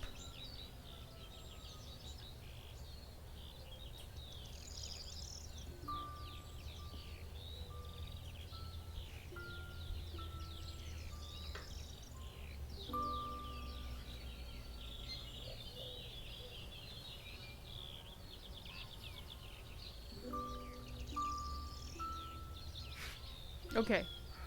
I'm just gonna start from the top then. Why do you think the cat was stolen? Why do you think the cat was stolen? Well, you know that old house next to us? It has been empty for years. But last week, a strange man started living there. My mum tried to bring him a pie as a welcome to the village. Oh yeah, I met him. But he was really cold and rude to her. Then, he came around yesterday, acting really polite, asking if he could buy our cat. What? My mum said no, that she is our special pet. He got really mean and angry again. I think he stole Kalu as revenge. Odd. Can you describe the cat? Can you describe the cat? Her name is Kalu. She's small and white. She's also really soft and her toes are pink. Don't forget that. She's the best mouser in the world. 2 days ago, she dragged a giant dead rat into our house. Absolutely enormous. As big as she is. Mum had to bury it in front of the house. Oh. Did she indeed? Interesting. That's what we're supposed to dig up in her front, in the yard then, I guess. Cats sometimes wander off on their own. Yeah, like Nero. She may come back by herself. No, Mr. Holmes. Not Kalu. She always stays near the house. I will help you find your cat. Really? Does that mean... Am I your client? I suppose so. I am Sherlock Holmes's client. Don't shout, Sanjay. You'll scare away my newts. Goodbye, Sanjay. Goodbye, sir.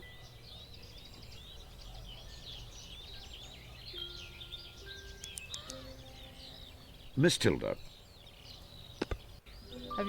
Have you gotten any newts yet? Never mind. Goodbye.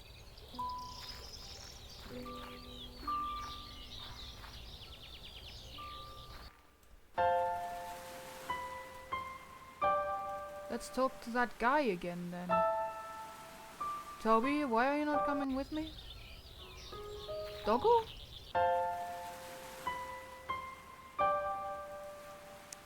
I will talk to him when we arrive. Was I too fast for you, boy? There he is.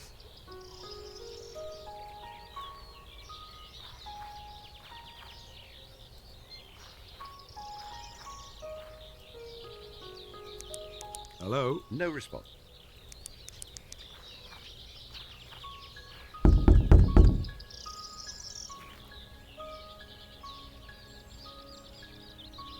What do you want? My name is Sherlock Holmes. Oh, 200 hell. ton, damn. Tut. Such language.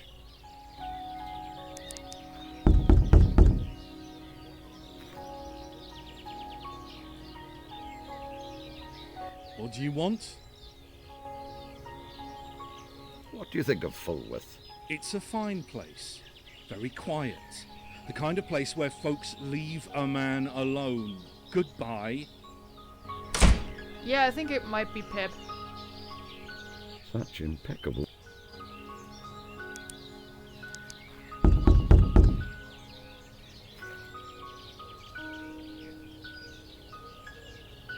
What do you want? Lovely day, isn't it? Come away, Mr. Holmes. Such nice weather we're Oh, is he gone? What a pity. This is finicky. This sturdy iron gate is locked, although a cracksman of moderate skill could get through it with the right tools. A generally law-abiding beekeeper would also need sufficient reason to do so, of course. This is covered in the earth from my garden, which is to be expected, since it is mine.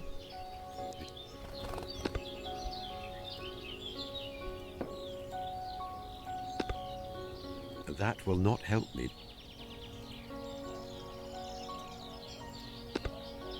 No, I must find...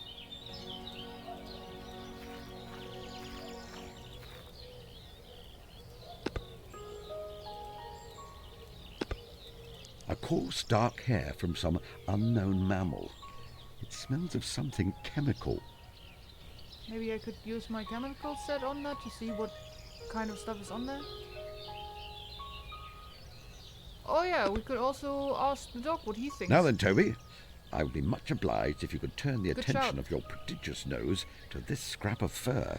Are you able to lead me in the direction of the animal this is from? Think to smell? Think to smell? Let me see now. Yes, I have the scent. View halloo! The hunt is on. Good boy. Haroo! Haroo! This is the spot, Master. I can smell it here. For care? You're making me trample all over the evidence.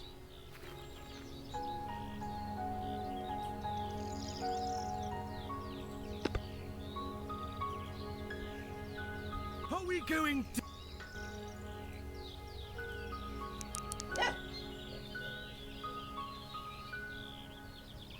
Oh, you're a good... Woof, woof. It... That's a...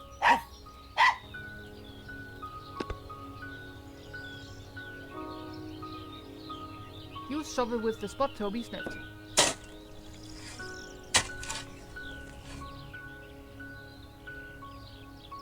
Yay, that rat. I believe a naturalist would identify that it is not a species native to England.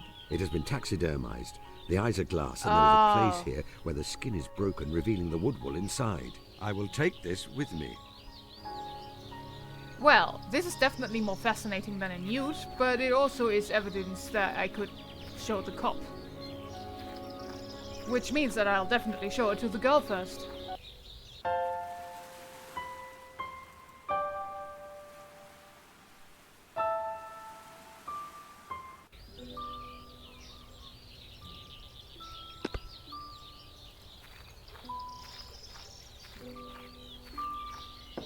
What do you make of this, Miss Tilda? Is that a nutria? It's a nutria! The nutria is my absolute favourite large herbivorous semi-aquatic South American rodent. You may consider it to be yours. Mr. Holmes, thank you. Okay, I'm just Thank giving you. you the priceless This is the nicest present taxidermy. anyone has ever given me. Sure. Miss Tilda. Wait. We have the jam May jar I now? have the jam jar now? Of course, Mr. Holmes. I don't need it now. Yay.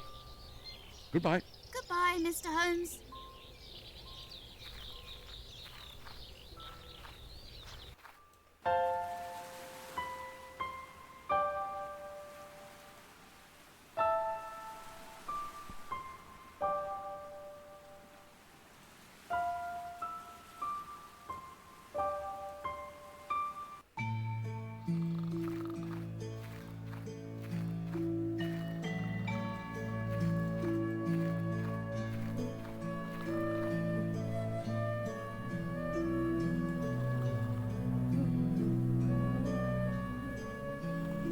Oh wait, I didn't pick up the jam jar.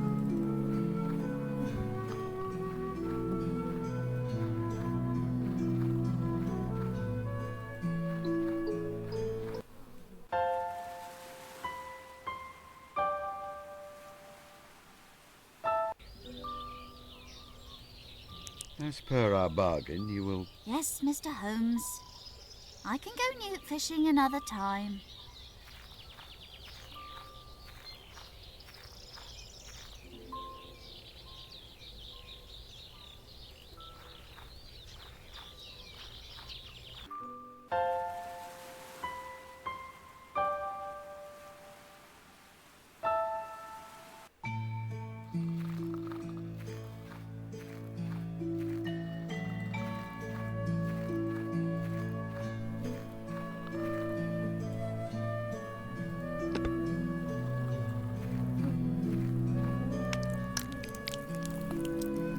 Very strange not to have jars as a beekeeper? Yes. Or just generally some sort of, like, container to fill honey in. You'd think you'd have that in any household.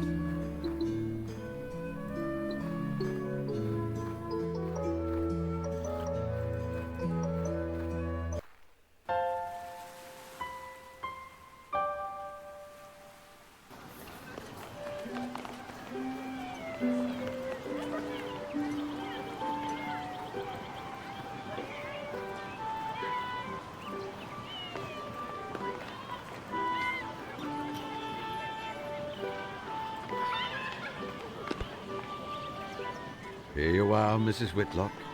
The finest honey in the county. Now, how long until the judging? I am rather anxious to receive the hamper of picnic food. Oh dear, Mr. Holmes. I'm afraid everything has gone wrong. Mrs. Duffy has been kidnapped. Ah, What do you mean, ah? A woman has been kidnapped. You are Sherlock Holmes, aren't you? You must help her. It is your patriotic duty. For king. For country. For detective fiction. Especially the I latter. suppose I'd better see what I can do.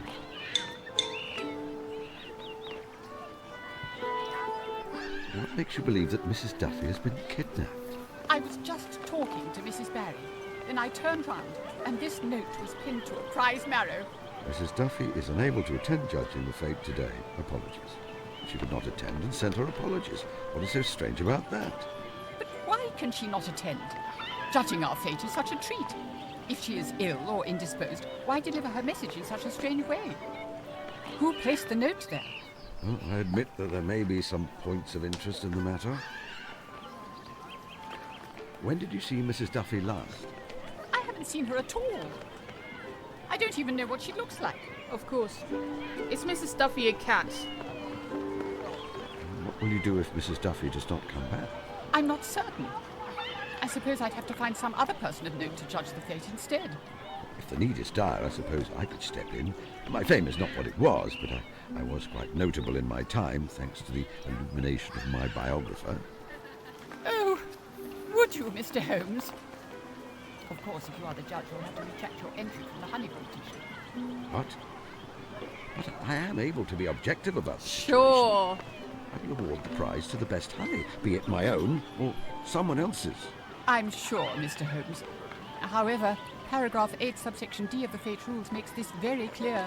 The judge cannot enter the competition. Which seems fair. I would simply have to hope I can find Mrs. Drusilla Duffy there.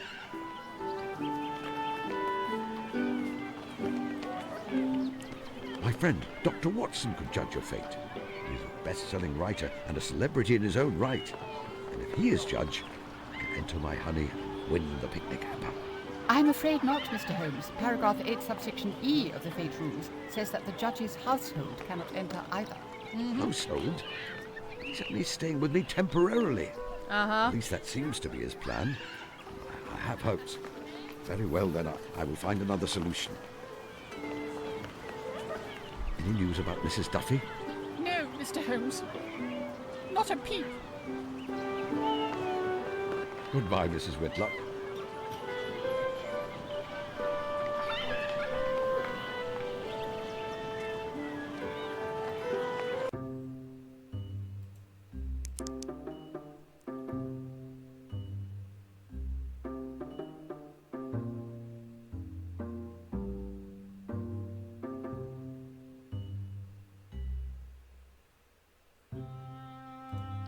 Are you attempting to suggest that Sanjay's cat's aptitude for catching vermin is so great that it is responsible for the heist on the museum? Yes.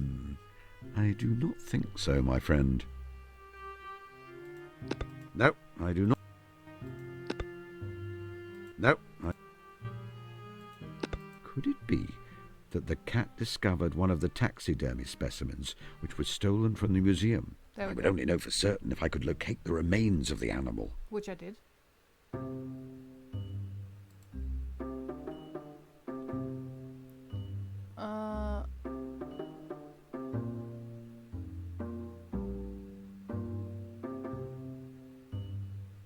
I did find the rat.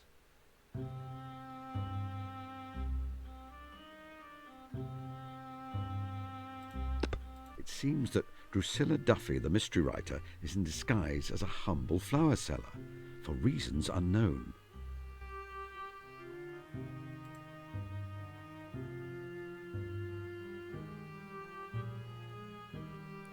A missing mystery writer and a curious flower seller who seems to be a well-bred lady play acting. I believe I have found Miss Drusilla Duffy.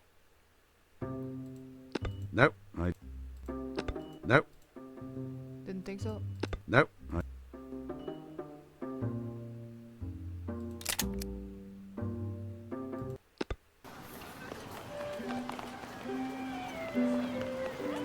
No, wait, can I tell you?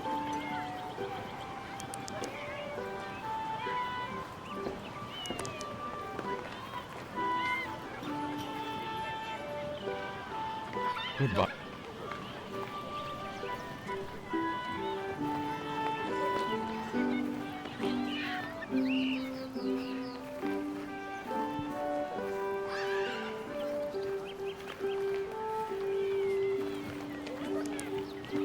I refuse to be the kind of old man who stands around. Flowers! Lovely flowers! Miss Duffy, I believe. What? No. I'm Rose. Rose Smith, the flower seller. You are Miss Duffy, the writer of popular fiction. Oh, I say that's very clever of you. However, did you know? It is all too plain, I'm afraid. Your makeup is rather slapdash, your wig is slipping, and your accent a poor approximation of Cockney. You must remember to drop your H. It is a nice place here, for example. You borrowed clothing and theatrical makeup from the clown, I presume. Bravo. Sherlock Holmes himself couldn't have done better. Oh, my blushes. That is high praise indeed. What I am less certain about is your motive for such an action. Oh, I'm researching for my next novel. In it, my detective, Caspar Hassler, is assisted by a Cockney flower girl. I'm just getting into character. Could you perhaps continue your research after judging the fate? You see, it is very important to me that I win the honey competition. And while you are here, the judging cannot take place. I'm sorry. You'll have to find someone else. Are you certain you can't judge the fate? No, I'm sorry. I need to continue my research. I think she is entirely determined. I must find another judge somehow. Or create one, perhaps. What do you mean, create one? May I buy a... That you may. Why is everyone hiding their identity? I don't know, but I think the clown isn't doing it on purpose. I'm gonna give a flower to my housekeeper who loves flowers.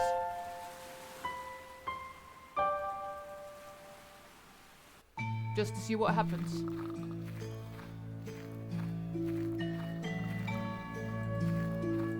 Did I find the rat too soon? Should I have solved the thing first before finding it? I wonder.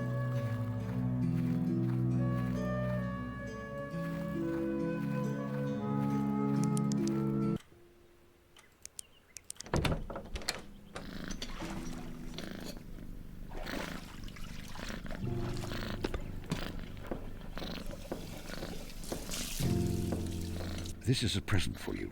Is it? Well, thank you, Mr. Holmes. Oh, I miscounted by 1. I'm very sorry.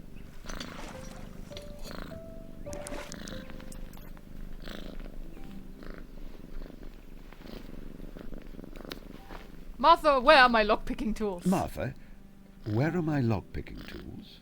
And why do you need those? To pick a lock. Oh, it's simply a hobby, you know. I've written various monographs about how lax some Matsoukas. modern forms of lock are, how easily the skilled cracksman can break them.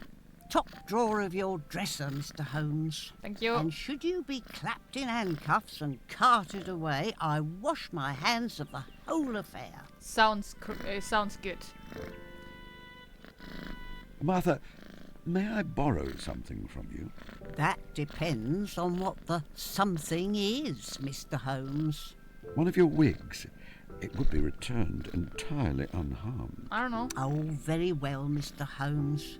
You've worn me down. Here is the key to my room. You may take my spare. I suppose if I asked you what you want with it, I will not like the answer. Entirely correct. Is this you telling me to stop? Can you make a hamper of food for me? Certainly. When do you need it by? Lunchtime today. Mr. Holmes, I do not have time to drop everything, go to the shops, acquire additional food, and make you a picnic in time for lunch. Perhaps you could postpone your plans a few days. No, Martha, no. It is vital, it is paramount that I will arrange the picnic hamper myself. Yeah, that makes sense. Goodbye. Goodbye, sir.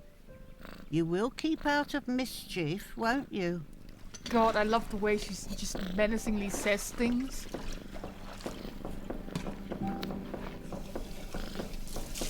You simply wish to know how many bedrooms I have, don't you? Oh, very well.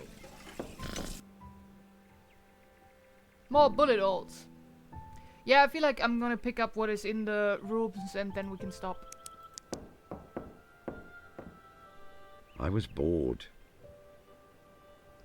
Yeah, the problem with Watson being the judge is I can't win the competition if Watson is the judge because he is part of my household. I did suggest it. Ah, Martha has done an admirable job getting the acid stain out of the woodwork. Your life is weird, Holmes.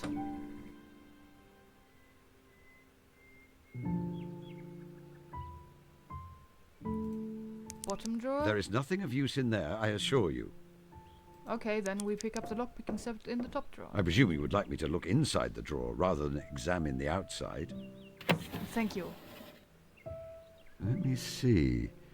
There is old chemistry equipment, some pliers, some string. Aha! My lockpicking tools. These are always useful.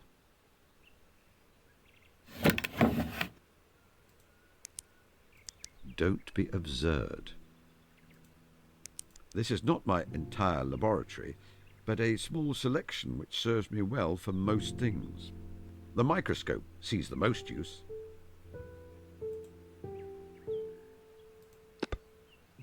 Under the microscope, I can see that this is definitely a coarse animal hair.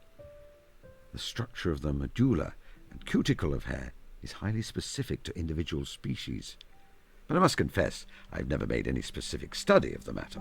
It reminds me most of the hairs of the family Leporid, hares and rabbits, as one might find in a lady's hat. The follicle is much too thick, however.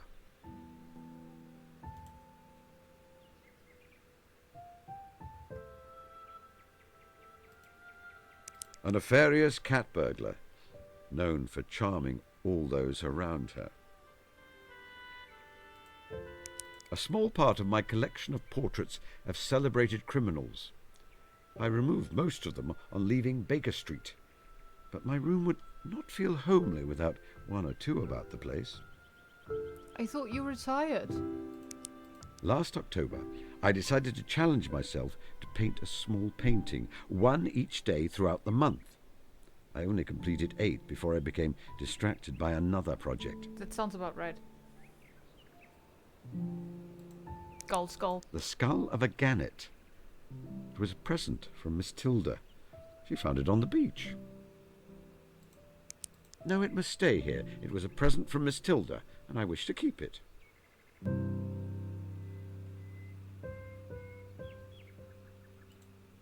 My current favourite dressing gown.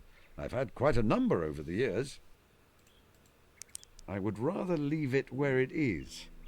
It is already a minor miracle that I remembered to hang it up rather than leaving it on the floor. If my humble home has any faults, it is that it can become very cold in the winter. This device can be filled with embers from the fire and then used to heat the bed. I keep meaning to invest in a rubber hot water bottle instead. I would rather keep it there so I have it.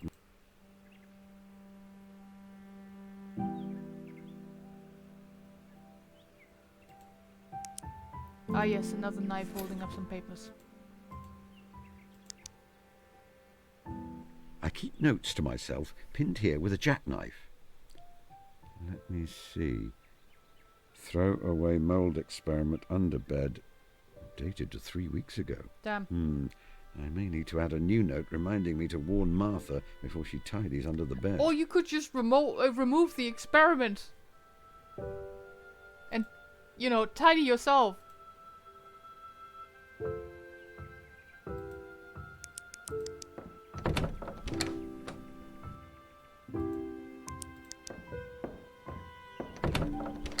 My word. For many years, this was a lumber room. I made it ready for Watson prior to his arrival by bringing out the few belongings of his I retained from our Baker Street days. Clearly, he has added to the nest the items he brought in his suitcase. Seeing all his personal effects here makes me feel as though I've stepped backwards through time.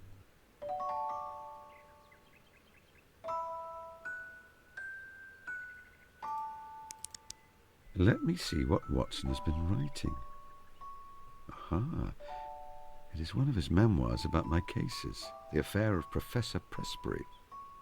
I've said for many years that he should publish on that matter, if only to dispel some of the ugly rumours which echoed through London society some 20 years ago. Now, what does he say about me? He's always overly flattering. Rarely does he spare me any blushes. The relations between Holmes and I those latter days were peculiar. He was a man of habits, narrow and concentrated habits, and I had become one of them. Oh dear. As an institution, I was like the violin, the shag tobacco, the old black pipe, the index books, and others perhaps less excusable. His remarks could hardly be said to be made to me. Many of them would have been as appropriately addressed to his bedstead. Oh, Watson, I am sorry. I would prefer not to read it again, thank you.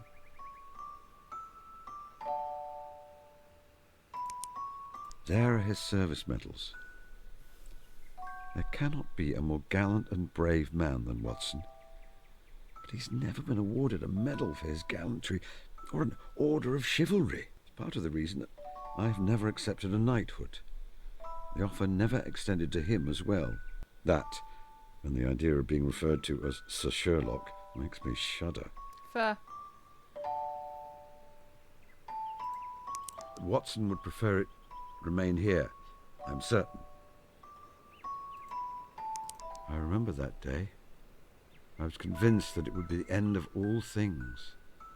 That with a beautiful young bride, Watson would forget the friend who he used to lodge with. It was nearly true. We did not see each other for a few months. It is only with the distance of years that I realize that was due to my own stubbornness.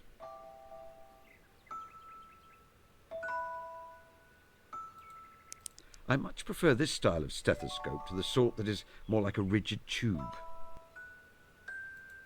If I take it, Watson will wonder where it has gone. The fez. A Turkish hat made of red velvet.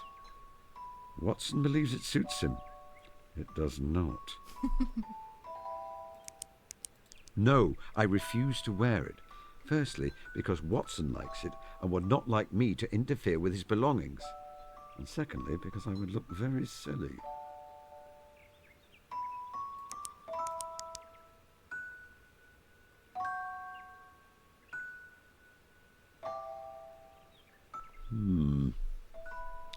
When did I begin to look so avuncular?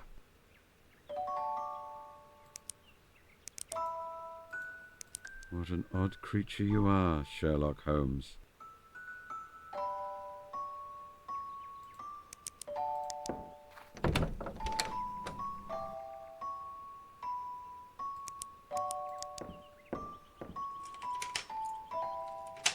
No use. It is locked. Yes, yes. Not anymore. The door is unlocked now.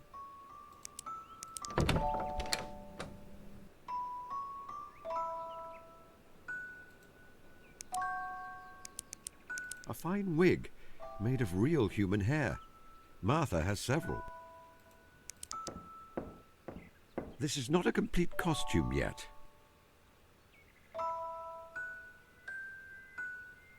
Did I just read Talbot? Oh, there it is. A two-handed medieval pole weapon. Why does my housekeeper have one? I find it prudent not to ask.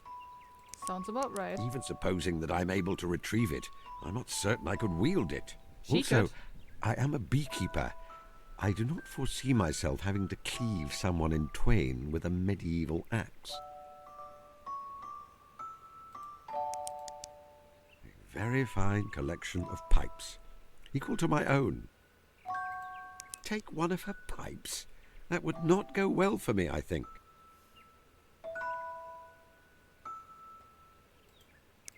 Martha stitched this herself. My eyesight is rather poor. Let me see if I can read the motto. Ha! How droll. It is rather rude. I would not dream of sharing it in polite society. Don't worry about it, I'm not that polite. Let me see now. My eyes are quite weak, but I can make out the writing. It is the alphabet. How charming. Okay.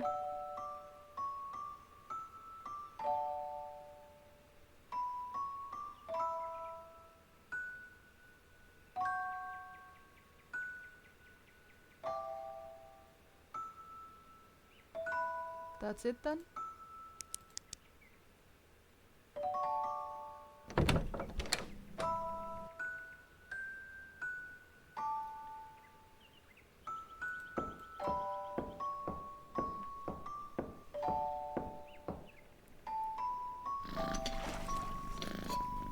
I'm gonna say hello to the kitty again and then I will stop.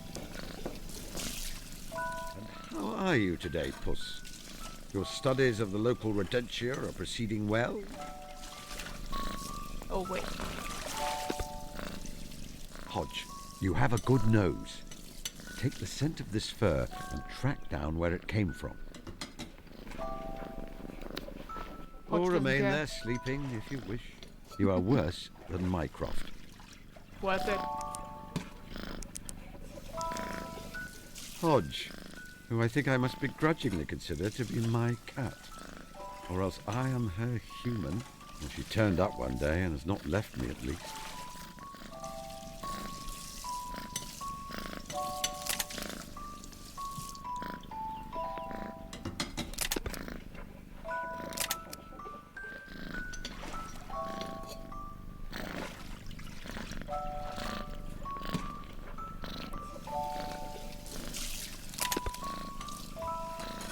Checking. Yes. Alright. That was maybe the first half of the game. I don't know. I will pick it up next week. Hope you enjoyed it. And yeah, I will see you then. Have a good night. Bye bye.